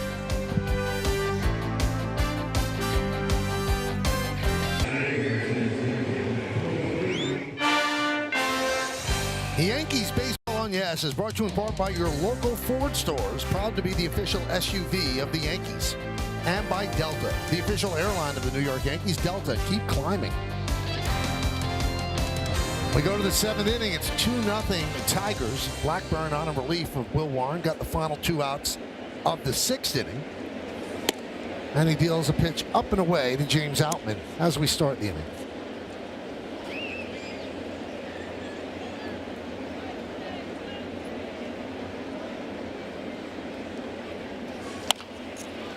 Soft ground ball, Jazz Chisholm. 1 down.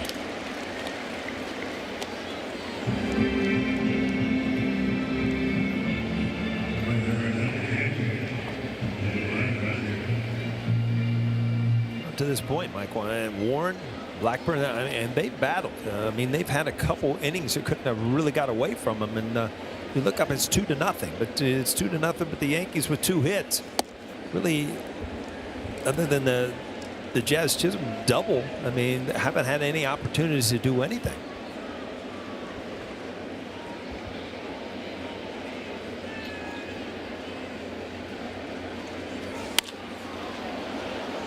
High pop up on the left side, moving toward the line. Bellinger shading his eyes from the sun, puts it away.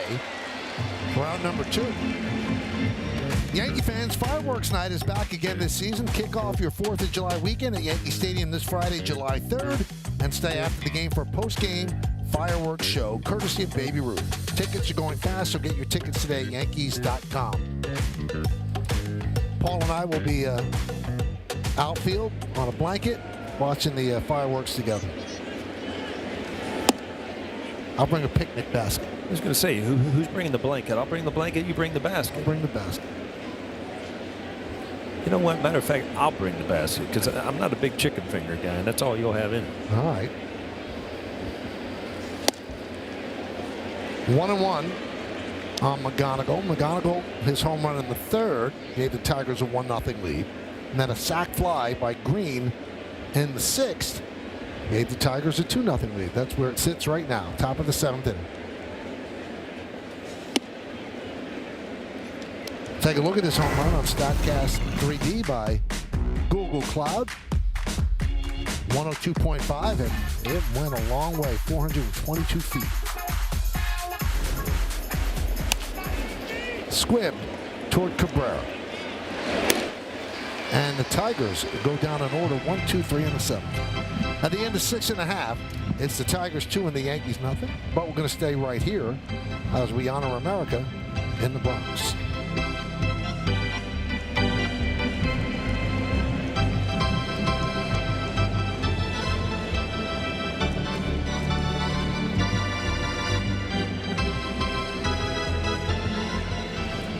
Ladies and gentlemen, will you rise? Remove your caps, and please direct your attention to the area behind home plate as the New York Yankees welcome another military guest. United States Army Corporal Peter Yotis from Niagara Falls, who served in the Korean War and received 2 Bronze Stars. The Yankees say thank you, Peter, for your sacrifice and for your service to our nation.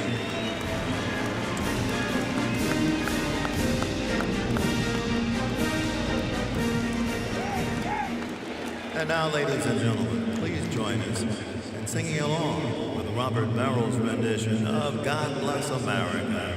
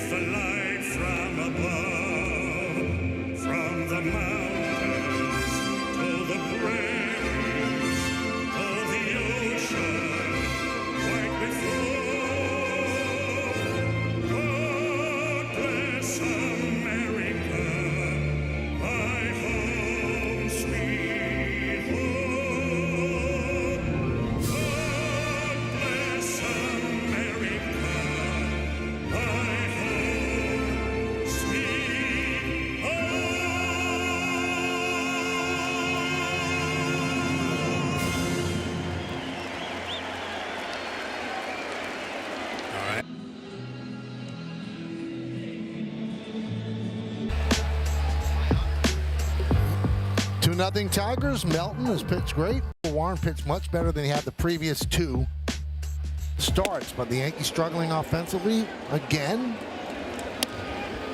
as Rosario could not hold up on the pitch upstairs and count 0-1. As we start the bottom of the 7th inning, Rosario, Chisholm, and Volpe. 1-1.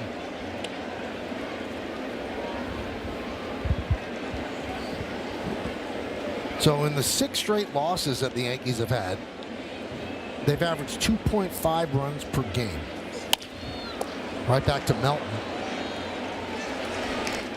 And in the first 79 games of the season, they averaged double that, 5.06 runs per game.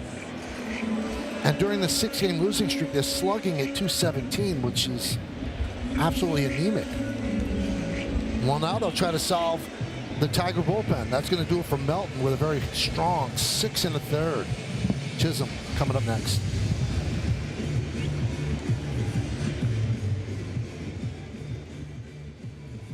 Homestand continues as Garrett Cole and company kick off a weekend set with the Minnesota Twins. Extended coverage starts at 5 with 2 full hours of pregame leading up to first pitch shortly after 7.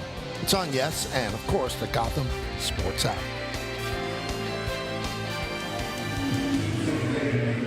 So Drew Summers, one of the 2 lefties in the bullpen, comes on to face Jazz Chisholm.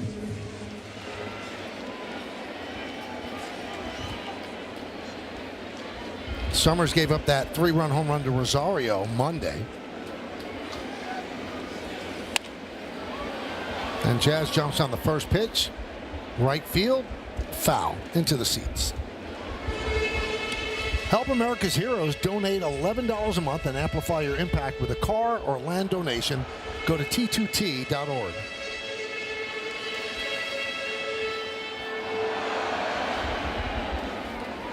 Chisholm doubled his last time up, 1 for 2. The Yankees only have 2 hits. Tries to bunt, try to drag bunt, and fouled it off behind the screen. 0-2. You see so many people trying to bunt, and to me it just means A, desperate, and B, not feeling good about their swing. I don't mind that one. You're trying to get on base. The first pitch got in on you, a tough lefty. Maybe if you pull it with his speed, you set up an opportunity for a 2-run homer. With men in scoring position, right down the line, hooked foul. I really agree with you, Michael. Men in scoring position, not usual, with 2 outs especially. Not a great time to drop one down.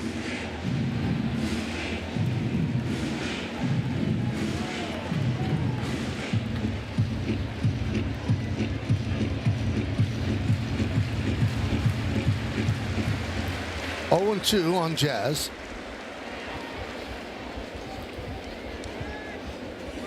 Swing and a miss. He's down on strikes.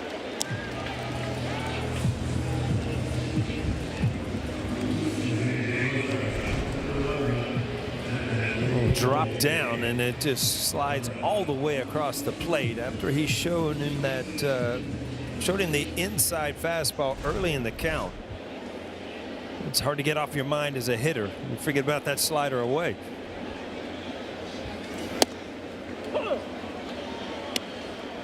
Oh and 1 on Volpe, who's 0 for 2.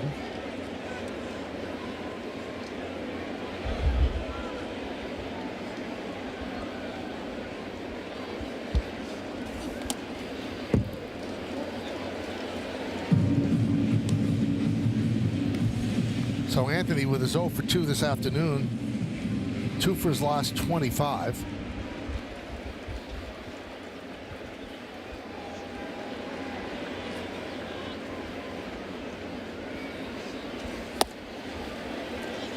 The thing that's so startling about what we're seeing is it's happened to everybody.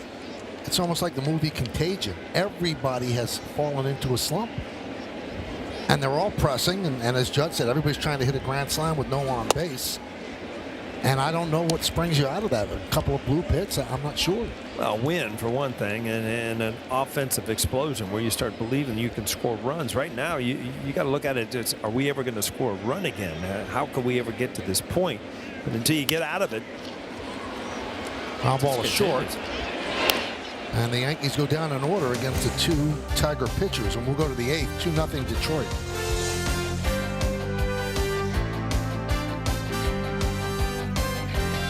Citizens, make sense of your money with Citizens. Short outings lead to the bullpen being used a lot.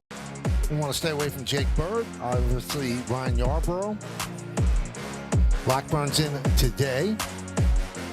The rest of the bullpen would seem to be available. Brent Hedrick is next up. He's had a really good season. Warren started. Blackburn, now Hedrick. Dingler swings at the first pitch. Caballero fighting the sun, and he makes the play. That was a thriller moment right down to the grass. Wow, it's usually left center field that is trouble, but I don't think he got around the ball. See, Where's right the there, sunglasses just fighting the sun, no sunglasses. Just fighting and fighting, and then sometimes if you get on the other side of the baseball, you know, you get a different view of it. Wow. It's got to be a relief when you hit that ball. You feel that ball go into your pocket. It's like, thank goodness. Matt Vierling pinch hits for Carpenter. Don't you find it a curious choice not to wear sunglasses? Yeah, I mean, I was never able to hit with them. I never could understand Bernie. Some of the guys that hit with them, but they were a must in the outfield. Waves through that pitch. 1-1. You know what else is surprising is once you've gone through that play, why you don't call timeout, run in and get some glasses. But if you do, then you admit that you were wrong for not having them in the first place. Okay. Sometimes you got to admit you're wrong, Mike. Really? Oh, so you never got to that point. Cruz heating up. They've got two Cruzes in the bullpen. This is Fernando, not Giovanni.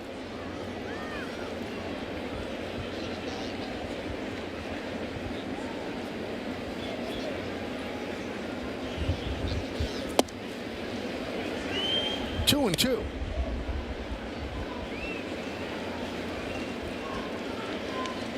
Well, all of a sudden you look at Hedrick, and what a year he's putting together. 40 innings pitched, 4-1 record, and a 1.56 ERA. This one much easier for Caballero. 2 down. Well, tonight we've got live minor league baseball on Yes as the AAA Scranton Wilkes-Barre Rail Riders take on the Norfolk Tides. Catch the top Yankee prospects tonight at 7 on Yes and the Gotham Sports app. There's Riley Green.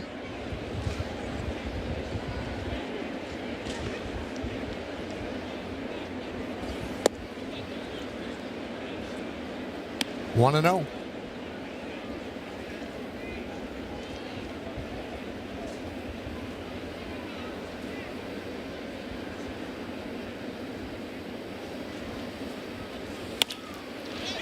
Right field, Dominguez comes on, basket catch, and that will do it. As Hedrick retires the Tigers in order, we go to the bottom of the 8th.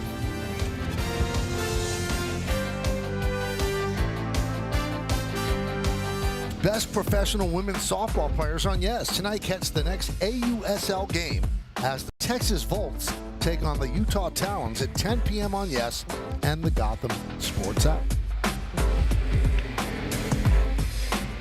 I had a bat against Jenny Finch one time, Michael. How'd you do? In a celebrity thing. Well, the first pitch, you know, she was lobbing it in there. The first pitch she threw to me about 100. I'm like, oh boy. Then she lobbed the next one in. I was able to hit one. But such a different angle when you're not used to that. Well, Drew Anderson comes on. The Yankees will send up Spencer Jones to pinch hit for Austin Wells. Boy, does this tell you something? Austin Wells is left-handed, and he struck out twice, so they're not believing it all. And they send up Spencer Jones, who wasn't playing today because he was one of the victims of food poisoning. 0-2. So Aaron Boone trying to find something. Yeah, anyway, every once in a while, things like this are kind of a wake-up call, too. You know, you know what you can pinch hit for against a righty. It's like, you know what? Maybe I better kick it in a little bit. I remember a story. Remember Brian Butterfield? Oh, yeah. Who was, the first base coach for Buck Showalter. And this one, Bernie had first come up, and he was struggling. And he was penciled in as the 9th hitter in the order one day. That was a pinch hit single for Spencer Jones. And Butterfield went to Bernie and said, it's after 9th. Yeah, exactly. Just a little reminder, number 10's on the bench, but a hanging breaking ball. Spencer Jones off the bench. Lines it to right field. Who knows? Maybe that's a spark there, Michael. So here's Caballero, 0 for 2 in the game.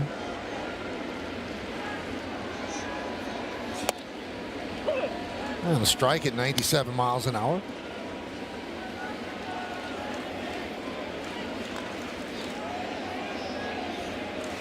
Anderson closed out Monday's win with a 1-2-3 9th inning. Working the 8th here today.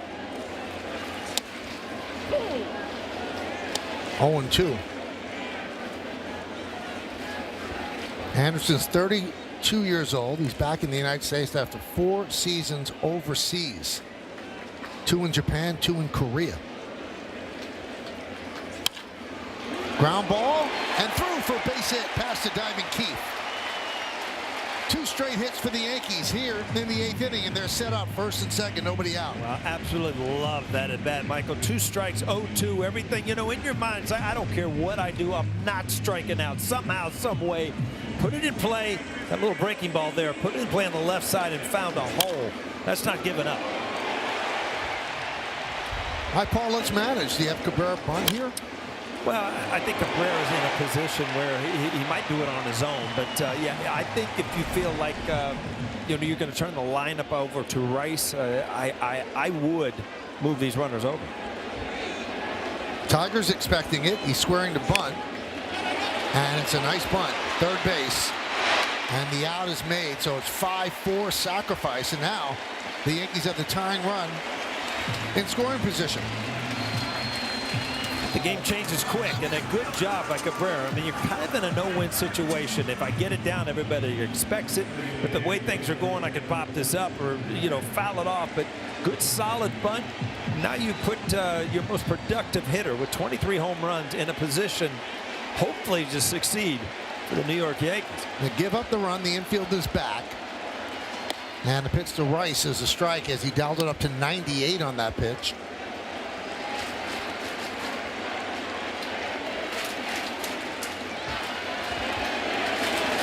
Jones at third. Caballero at second. Check out the arms in the outfield for the Tigers. There's no red light out there. And the corners are green.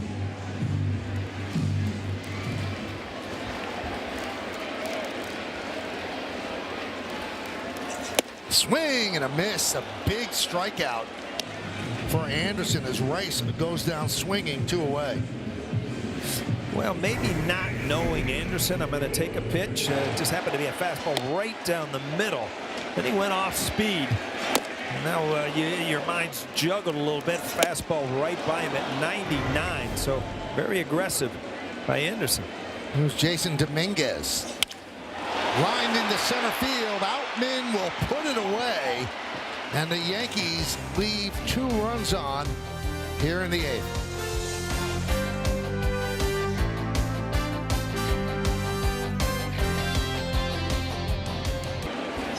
Well, you can't aim it, Michael, and when things are going bad, they're going bad. But you know what? That doesn't bother me one bit right there. You're frustrated. You do everything you can as a hitter. You hit a line drive. Just didn't work out. But, aggressive in the count. First pitch you saw, fastball. Hit it right on the nose and got nothing for it. We go to the 9th. 2-0 Tigers over the Yankees. And the first pitch to Keith is out of the strike zone, 1-0. It's not Keith, as Hao-Yu Lee is pinch hitting.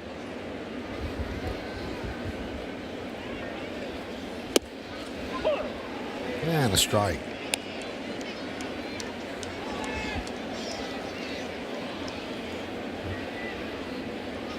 So Jones takes over in center field. Caballero moves to right.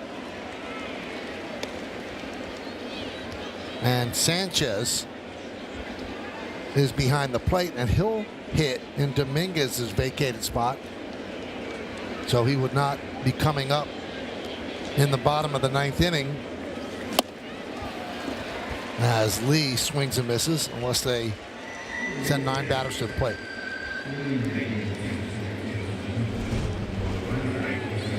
Well, a good changeup, just off speed. Lee coming off the bench, not really into the game. Timing a little off, but timing's off to go to the bullpen here if you're Aaron Boone.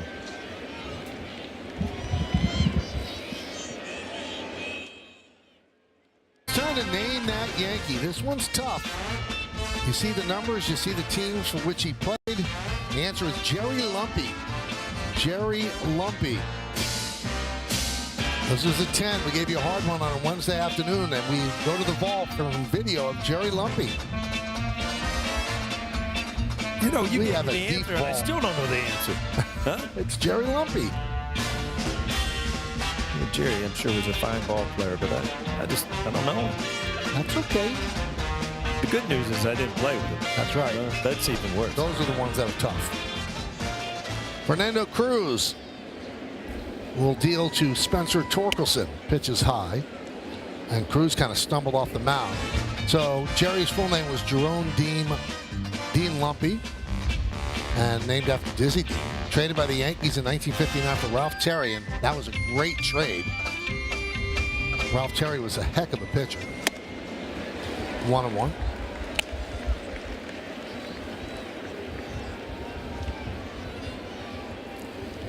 So Cruz allowed the 3 runs in the 10th inning on Sunday at Fenway, where the Yankees lost that game in extra innings, after taking a 2-run lead into the bottom of the 10th. And Cruz had, a good answer. He said, it happens to champions, and you have to make sure that it doesn't happen again, and you learn from it. Center field and deep, going back is Jones. On the track, he makes a play to retire Torkelson. 2 down. Well, if you're looking ahead to the bottom of the 9th inning for the Yankees, it'll be Bellinger, Rosario, and Chisholm. Now, this is the 6th game that the Yankees played the Tigers in about a week and a half. They have not seen Kenley Jansen, the closer. Will they bring him in? I don't see anybody warming right now. Maybe they stay with Anderson. No, there he is. He's lurking. It's one of those days where you don't need a lot of warm-up. No. You just kind of walk around in the bullpen and chuck a couple, and you should be ready. That's who they have left on the bench, Goldschmidt and Schumann. He's up in the all-time leaderboard. Obviously, Mariano's at the top, but he's got a lot of them. Not quite the same type of pitcher that he was early in his career, but still pretty good to be a closer at this point.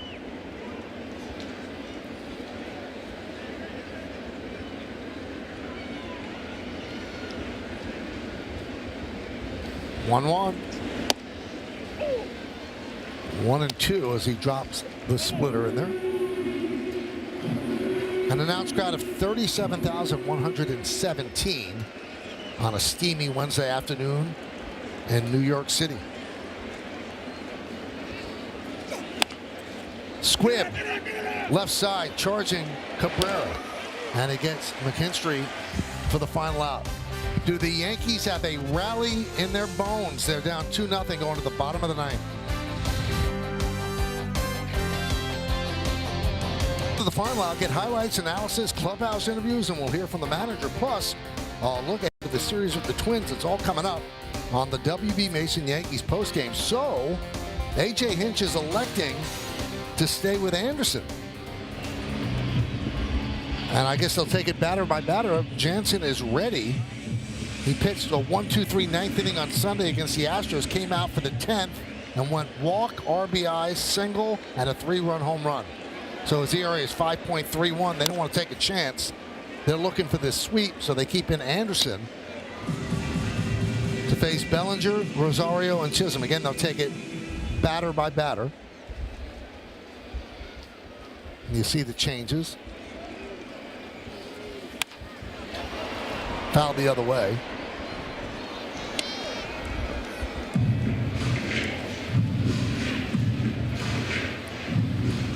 So when you're struggling, you look up, you're always 0-2.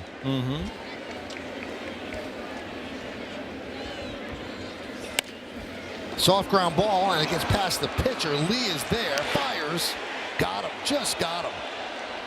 That's a nice play by Lee as Bellinger was hustling down the line.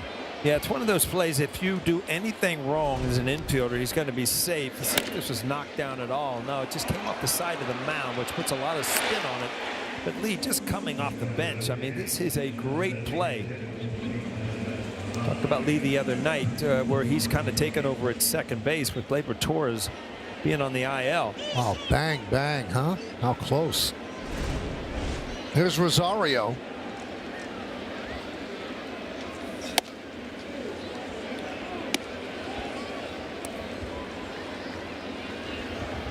Rosario 0 for 3. Yankees have managed just 4 hits. They're trailing 2-0. Drilled down the left field line. High enough. See ya. A home run for Rosario. Yankees are on the board. It's 2-1.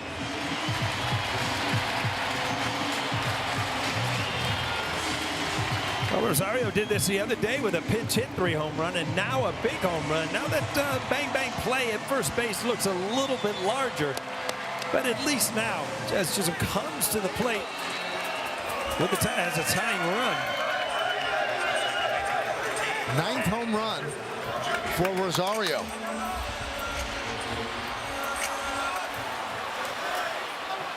This is odd that I don't know if there's a changing of the guard in the bullpen. A.J. Hinch staying with Anderson when you've got Jansen out in the bullpen. A breaking ball.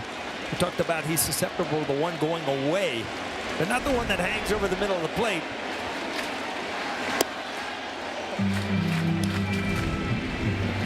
1-1 on Chisholm. He knew it too. I mean, out of the box. I love his energy. You know, whether he's in the lineup, not out of the lineup, Rosario comes to play. Hit sharply and off the glove of Torkelson. Out to Lee. He fires the first. Not in time. Chisholm beats it out.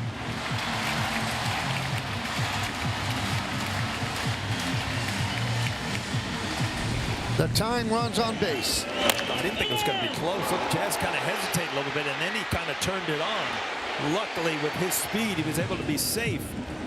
Lee, I didn't think, why are you even throwing this ball? But yeah, he almost got him. Now this comes into play. Jazz, exceptional speed. You know him as a base stealer. Only problem is Rogers as a catcher. A little over 30%, which is way above average. Chisholm 24 stolen bases, and he goes. Huge jump. No chance for Rogers, and the tying runs in scoring position. Wow, that's his guts. I'm going to get a great jump, and if I get a great jump, I'm going to take off, even though the catcher throws well. But this was stolen on the pitcher. Anderson did not even second look.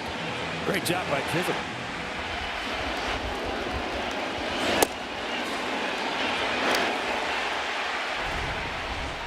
So 1-0 on Volpe. You know, with Jazz. And there he goes. He's going to third. No throw, and he steals third. 90 feet away from tying the game, and that'll force the Tigers to bring the infield in. Wow, this was such a big play. I mean, this is a give me here. I'm going to take it. You're not even going to watch me. I'm going to take it anyway.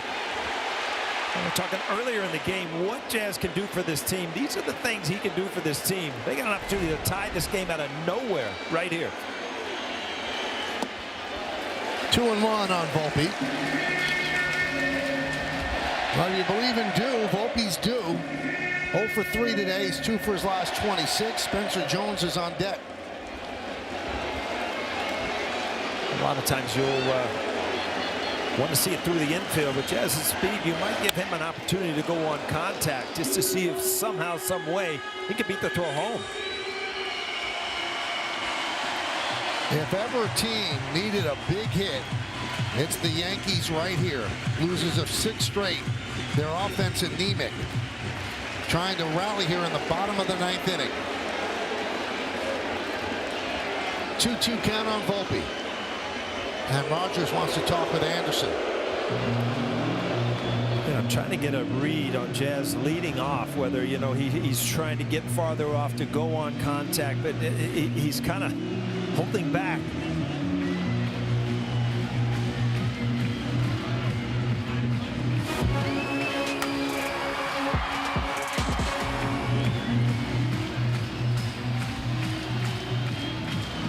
Look at Keith over there with the infield in. He's fairly close to third base, so Jazz can't get a huge lead.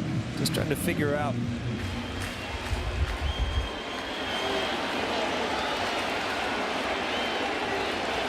Two and two with one out. Chisholm at third with the tying run. 2-1 Tigers. Pitch. And it gets away. It gets away, and the Yankees have tied the game at 2. A bottom of the ninth rally. A home run by Rosario. Infield single. Stolen base. And then they tie the game on the wild pitch. Well, this is Jazz. This is the things he can do. And, you know, he scored his run by himself with a single. Stole second, stole third. Wild pitch. No hit needed. Tie game. And that one is off of Anderson. He doesn't know where it is. It's a base hit for Volpe. Anderson looking around, did not know where the ball was. It had carried him toward the third base line. And Volpe reaches without a throw, a base hit. All of a sudden, Anderson, A.J. Hinch has seen enough, which was very odd that Jansen was out there warmed up as a premier closer. They might just be checking to see if he's okay. But you see the wild pitch here.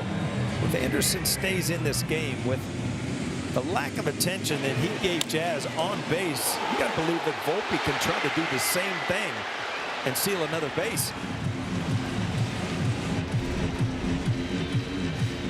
Volpe with 7 stolen bases. Boy, is this not a clear message to Kenley Jansen. We don't trust you. He pitched on Sunday, so he's well rested.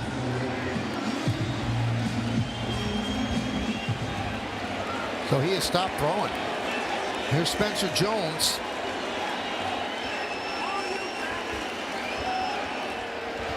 You know what did make sense, Paul? Totally ignoring Jazz, not even looking them back. More so at second base than first, and he held him there. And if you're Volpe, get a big lead, make him throw over again, and then you can steal a base with 2 throwovers, because then he has to go home. 1-0.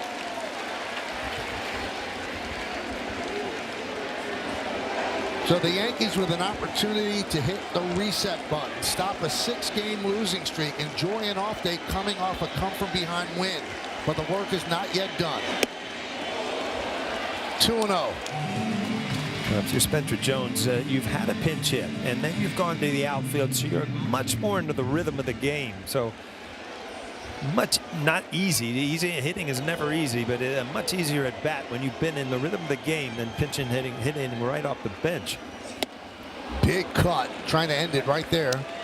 2-1. Yeah, that pitch right there is away. That's a ball you got to go the other way with. You see him really leave the bat back trying to pull it. Runner goes. The throw to second. Got him. Oh, don't know about that one. Well, take a look at that. That was an extremely quick tag or a missed call.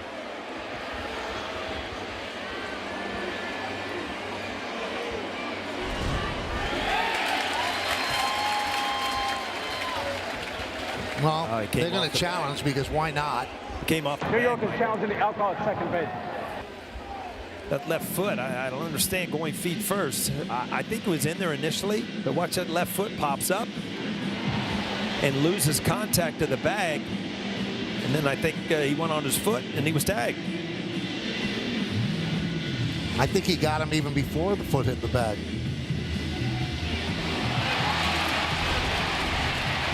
The crowd cheering with their heart rather than their eyes. They see the replay in center field, and it makes sense to challenge, because once you get past the 8th inning, you could always ask the umpires for a challenge even if you don't have any left. So why not? Maybe they'll see something that... Well, that angle right there, you really can't tell when the glove hit his foot. But I can't tell that he came off the bag there, but the glove was gone at that point. Yeah, that's tough. But right there, when he got him on the underside of the leg, it looked like he had come off the bag. Now, he's definitely off there, but the tag is not on.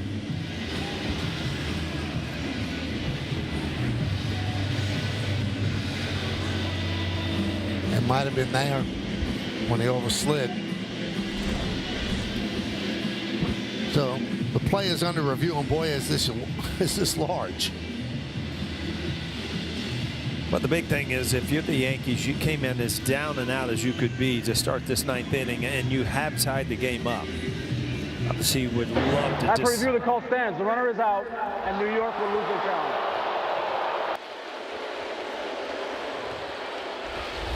You know, I think it's the right play. I just think that he didn't get out there far enough. You see some of these guys that like to use that kind of jump hop out there. He did not get out far enough like he usually does. So a 3-1 count on Spencer Jones. Now 3-2.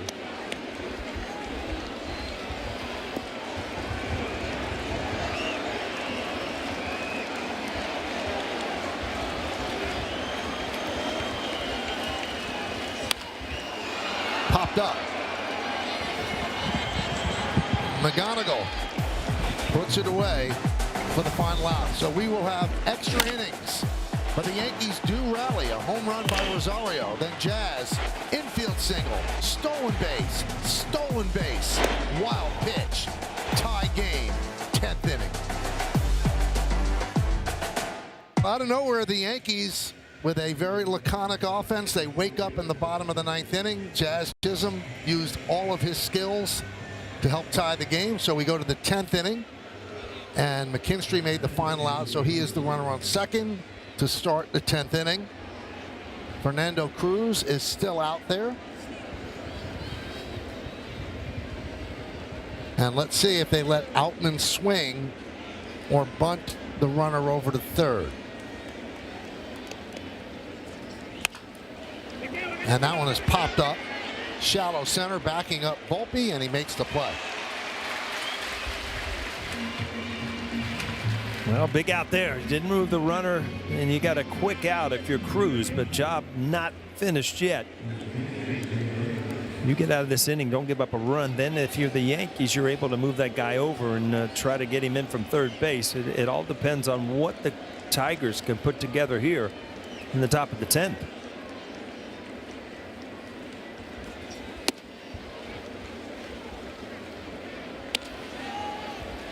You know, I agree not bunting in the top of the inning and extra innings now, because it's too easy to score the other run. So you got to play for more than one. You got to have a crooked number.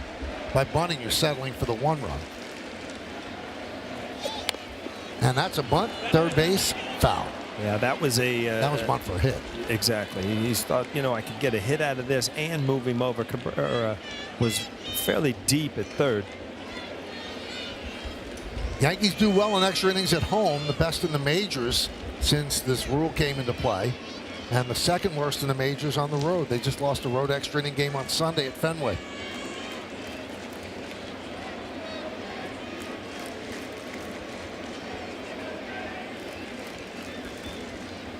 One. And that one gets past Wells, and that allows that's Ali Sanchez, I'm sorry. That allows McKinstry to go to third. That's the problem with that forkball. I mean, that ball was in the other batter's box.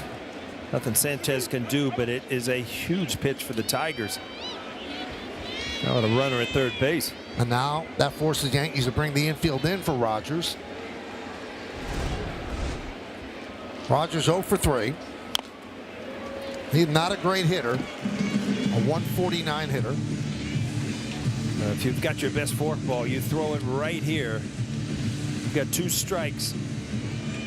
Try to get a strikeout. A.J. Hinch only has 2 right-handed batters left on the bench, Jahmai Jones and Ben Malgiri.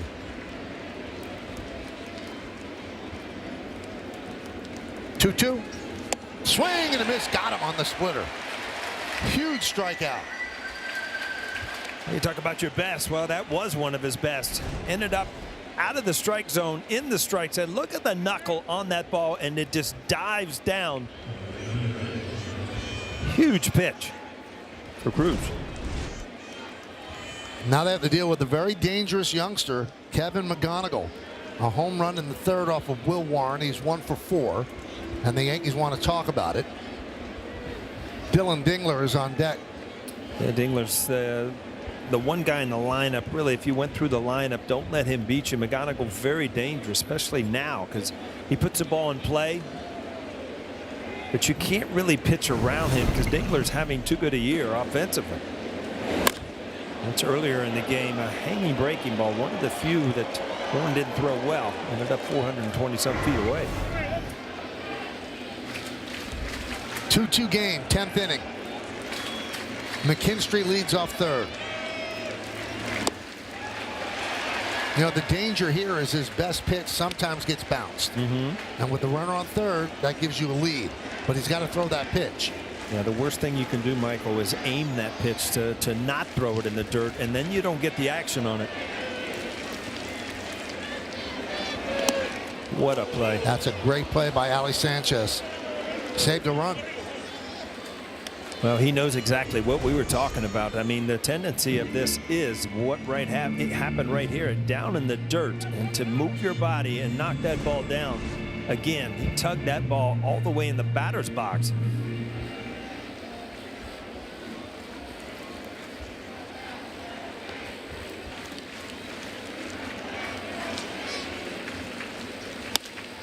High fly ball right field. Caballero will put it away. And we go to the bottom of the 10th inning, and the Yankees have an opportunity to break their 6-game losing streak.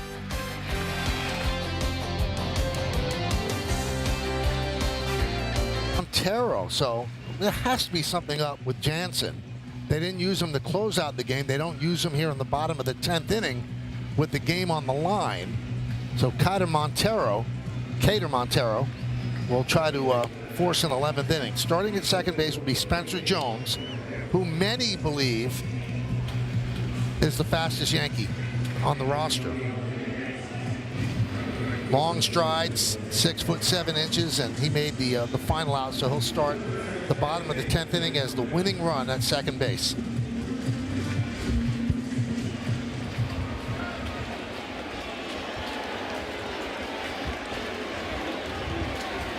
Now this is a place where you can bunt, and they bunt foul. Because when you're the home team, now that run wins it for you. You don't have to score a crooked number, you just have to score one. Yeah, Caballero has good bat control. I don't know how he is as a bunter, but Aaron Boone, I mean, you've got one job. Either you get it done by hitting the ball the other way or bunt. It's your decision, but we need to have Jones at third base. That's the only message. And Caballero again saying he's not engaging with me at the 8-second mark. And he's telling Lance Barrett as much.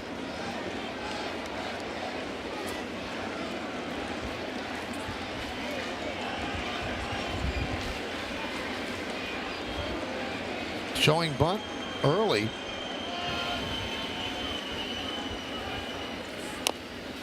Bunted in front of the plate. There's nobody to throw to at third. They had a play there, but they did not have the wheel play on, so the sacrifice is successful as Jones moves to third.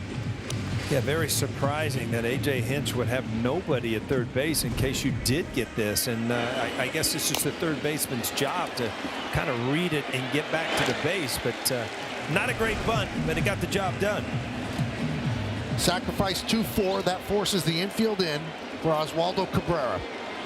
Still looking for his first base hit since coming up from AAA.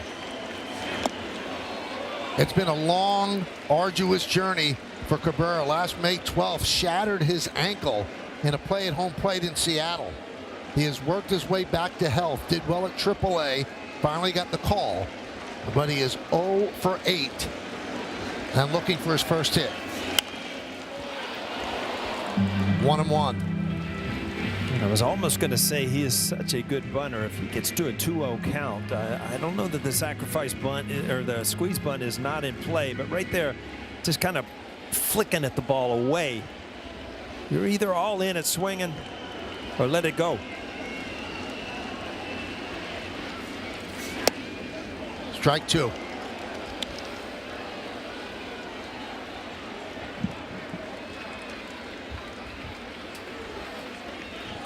Ben Rice on deck. Spencer Jones the winning run at third. Bottom of the 10th inning, 2-2 game.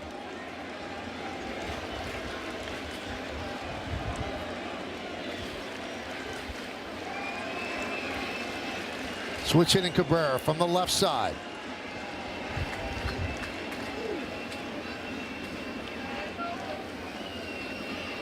The 1-2. Just missed the outside corner, 2-2. Two right-handed batters on the bench for the Yankees, Goldschmidt and Schumann.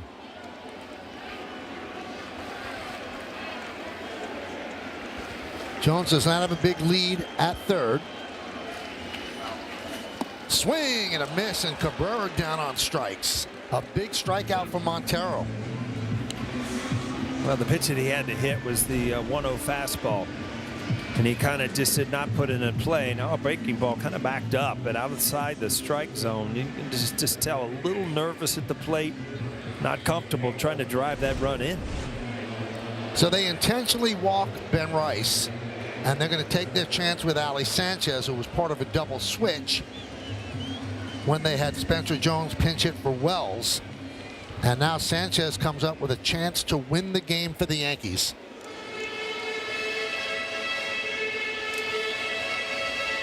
With two outs, the infield backs up. They are not holding on Rice at first. That run means nothing. Montero deals. Ball one as Rice takes second.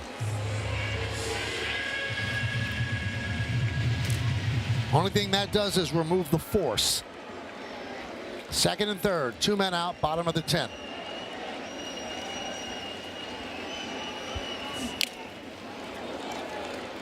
One and one.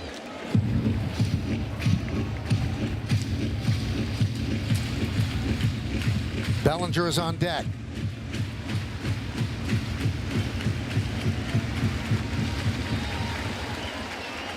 Yankees desperately in need of a win.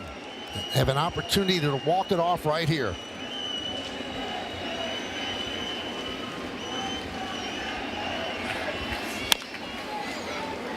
One and two.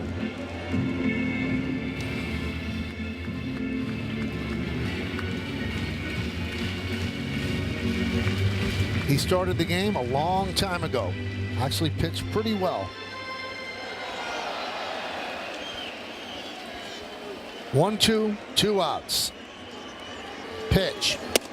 Upstairs. Well, he wants to throw that slider, so you show that high fastball, go right back to the slider, try to get Sanchez out.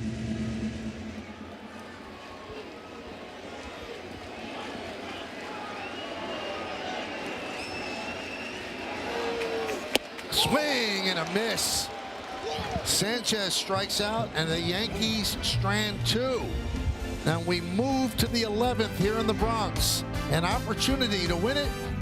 And the backup catcher swings and misses. 2-2 game. Stay right here. Well, the Yankees had their opportunities, and it didn't get done there in the 10th, so now we go to the 11th. The Yankees about hit the Tigers 7-5, but the score is tied at 2. Camilo Doval will be the next Yankee pitcher. And obviously, in extra innings, he's going to inherit that runner at second base, and it's Kevin McGonigal, who made the final out of the 10th.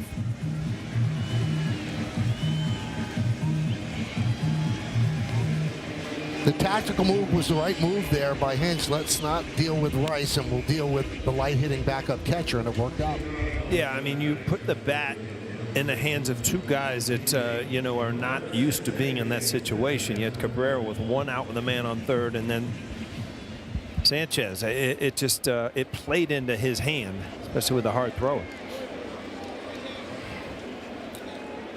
So here's Dingler. He's 2 for 4. Starting off July like he hit in June. 101 mile an hour sinker. Low 1-0.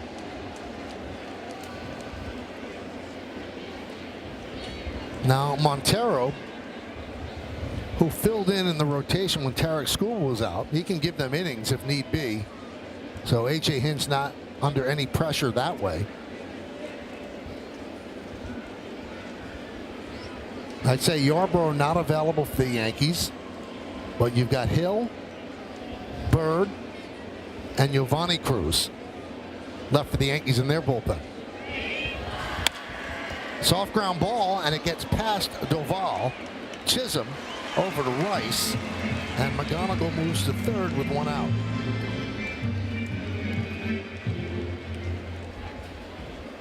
Well, this is a good hitter, just knowing what he has to do. He jammed himself, but pushed it to the right side of the infield. Got the job done, but now Vierling got a tough at bat here up for Doval. Last 10 games for Doval, hitting a 0.96 ERA, 9 innings, 9 1/3 innings, 8 hits, 1 earned run, and 13 strikeouts in that 9 1/3. He could use one now. Infield is in for Vierling, and that one is chopped to Volpe. The runner holds. 2 away. Well, good thing right there. Doval, as hard as he throws, is very good at keeping the ball on the ground, and that's what happened. Just a chopper right to Volpe. You get through this inning again without a run. The Yankees have got to believe they're meant to win this game. Well, Riley Green, Yankees say, "I will pass," as they intentionally walk him, and they will take their chance with Lee.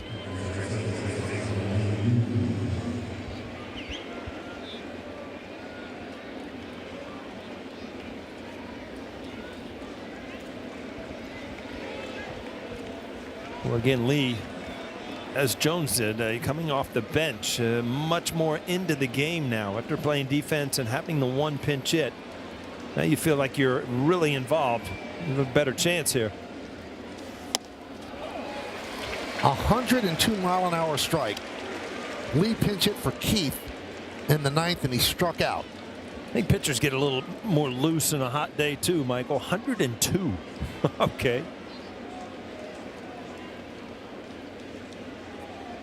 Runner goes. Swing and a miss. No throw. Stolen base for Green. They were going to give him the base. Nobody even covering. But now, to get this out, even more important because a base hit scores too. 0-2 on Lee.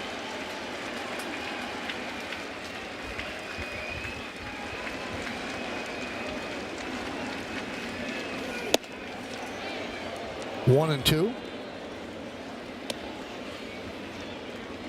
If they can unlock the key for Doval and bring him back to his all-star closer days with the Giants, what a weapon he could be out of the bullpen for the Yanks.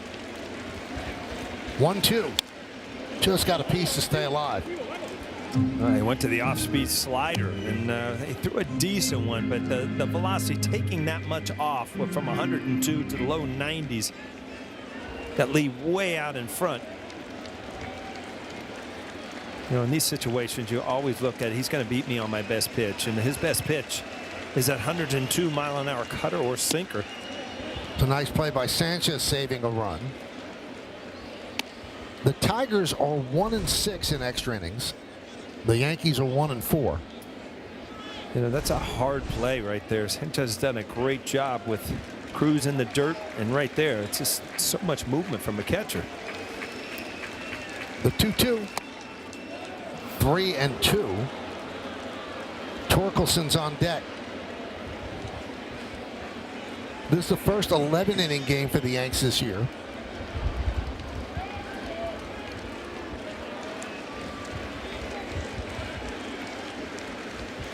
And the pitch. And he walked him. So now the base is loaded for Torkelson. Well, nothing hurt. Nobody's scored yet. Now you've got to force at every base. But again, so imperative that he gets ahead in the count where he can kind of dictate what pitch he can throw. You get in a fastball count where you have to throw a fastball. I don't care if you throw a million. They're looking for it. They'll catch up to it. So Torkelson today is 0 for 3 with a walk. Coming into the game, last 11 games he's been red hot. 12 for 37. That's 324 with a 419 on base percentage. And we know he has power. 14 home runs for Torkelson. So the whole infield had a meeting at the mound. Now it breaks up. Nail biting time here in the Bronx. Bases loaded, 2 men out, 2-2 game. The Yankees trail 2-0 going to the bottom of the 9th inning. Home run by Rosario, infield single by Chisholm, 2 stolen bases, and he scored on a wild pitch. That tied the game. Upstairs, 1-0.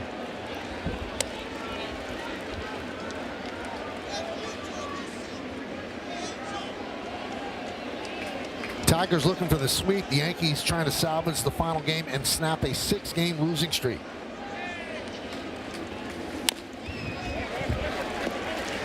One and one. I just don't like the slider in these situations. Too many things can happen. You can hang and throw it in the dirt. Pitch first pitch a slider for a ball. Now you go back to your sinker. You at least get a strike out of it.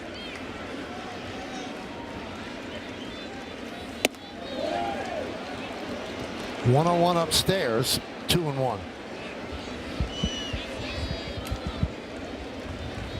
McGonigal at third, Green at second, Lee is at first, Torkelson at the plate.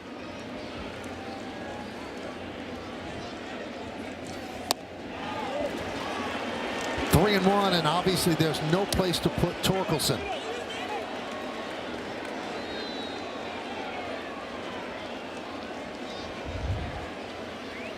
What a big pitch in this game.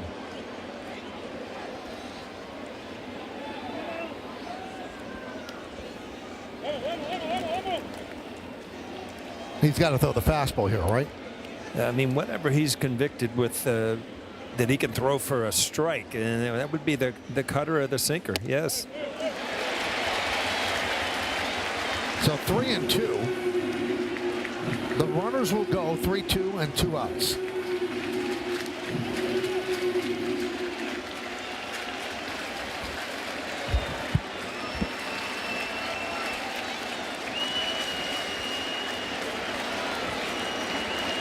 Doval deals, and he walked him.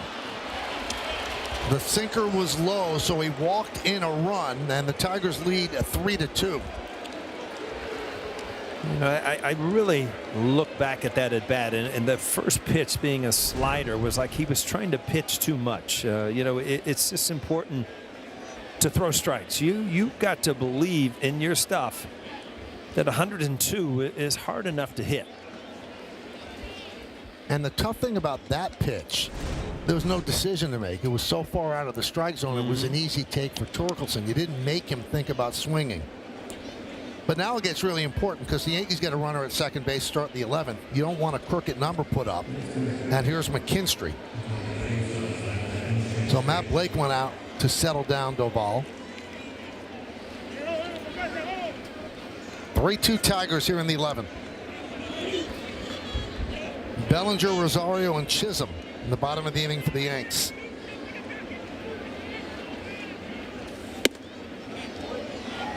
One and 0. Pitch is called a ball, the catch a shot. It's going to be challenged by Sanchez. Let's see if it caught the outside corner. No, The call is confirmed. Yankees had 2 challenges remaining, so it was a worthy attempt by Sanchez.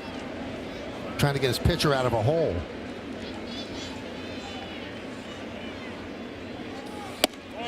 There's a strike.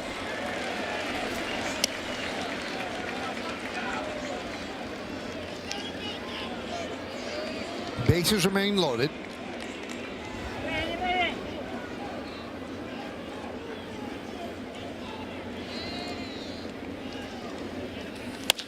Ground ball and through for a base hit. Green scores. Here comes Lee. Here's the throw. Not in time. Going to second is McKinstry. The throw goes into center field, and that allows Torkelson to score. And the Tigers have broken this open as they clear the bases on that single to right. Well, if Aaron Boone, you felt like you pushed all the right buttons, and you just give them an opportunity to blow up again. That cutter just sits right there for a left-handed hitter. Finds a hole on the right side to throw. The next thing you know, the merry-go-round on to second, into center field. Another run scored. I mean, this is kind of a microcosm of what has happened to the Yankees in the last week. Well, it's a 2-run single. Goes to second on the throw. And then an E2 allows the runner to move to third and the other runner to score.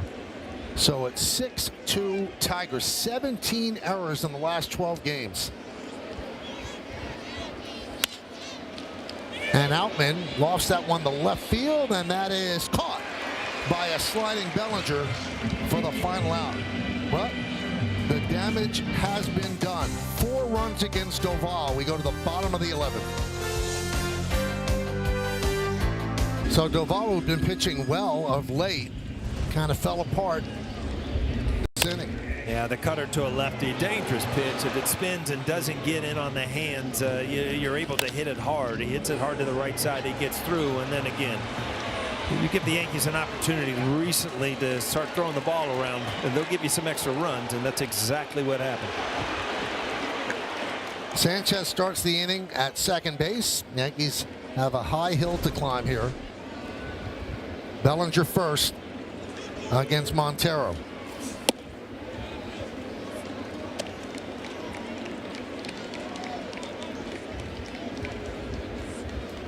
And also giving up the hit to McKinstry, who is not a great hitter, came into the game with a 192 average. And he squeezes one through the right side of the infield. So this had the opportunity, now the game's not over, but had the opportunity to be such an uplifting victory coming back in the bottom of the 9th inning. But they have not been able to finish it off.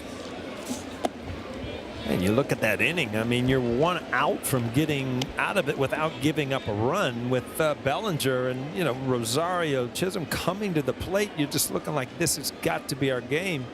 And in the blink of an eye, you're down 4.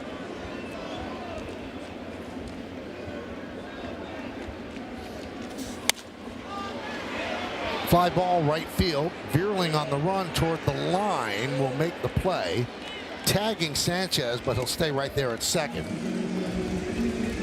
So Bellinger continues to struggle. Paul, he's 0 for 5 today and 5 for his last 46.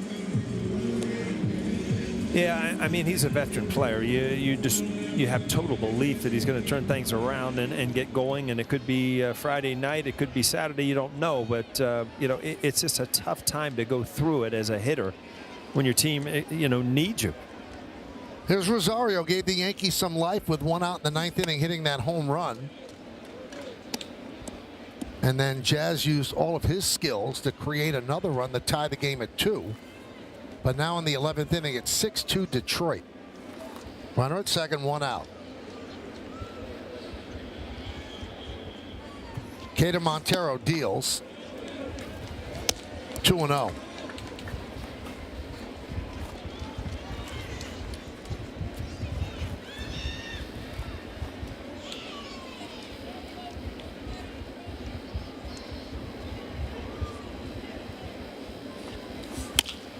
Ground ball third base, McGonigal. And the Yankees are down to their final out.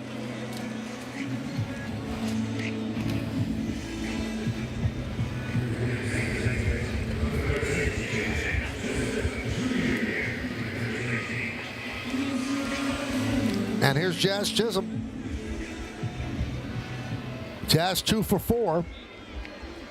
Told you he created that run in the 9th with the infield single, 2 stolen bases, scored on a wild pitch. But Paul, if you end up losing the game, that's lost to history. Well, you know, it's ugly. There's no doubt about it. But, you know, it won't last forever, Michael. I'll tell you that right now. But going through it, both as a fan, it's frustrating, and more frustrating as a player when you just can't flip a switch.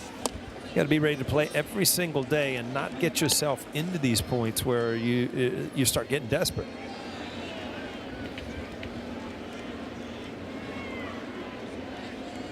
Two 7-2 for the Yanks, 6-6-0 for the Tigers. Runner at second, 2 outs, bottom of the 11th. Pitch is called a ball. The catcher's challenge. Well, it's called a ball, and now Rogers is going to challenge that. And he gets it right. Call is Ball was in the overturned. strike zone. So now the Yankees are down to their final strike.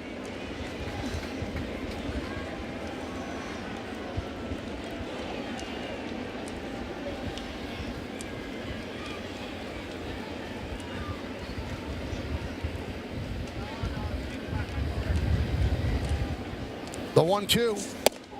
Strike 3. Ball game over, and the Yankees lose their 7th straight game. An absolutely awful stretch of baseball by the Yankees as they continue to lose. Their defense continues to be porous and not getting the hits when they need them. Well, the good thing, and Will Warren kind of turned it around, threw the ball exceptionally well. The bad thing, the offense continues to just struggle day after day. Getting the big hit, getting the job done when you need it. They had big opportunities in the 10th to win. Didn't happen. It did not happen. It has not happened for 7 straight.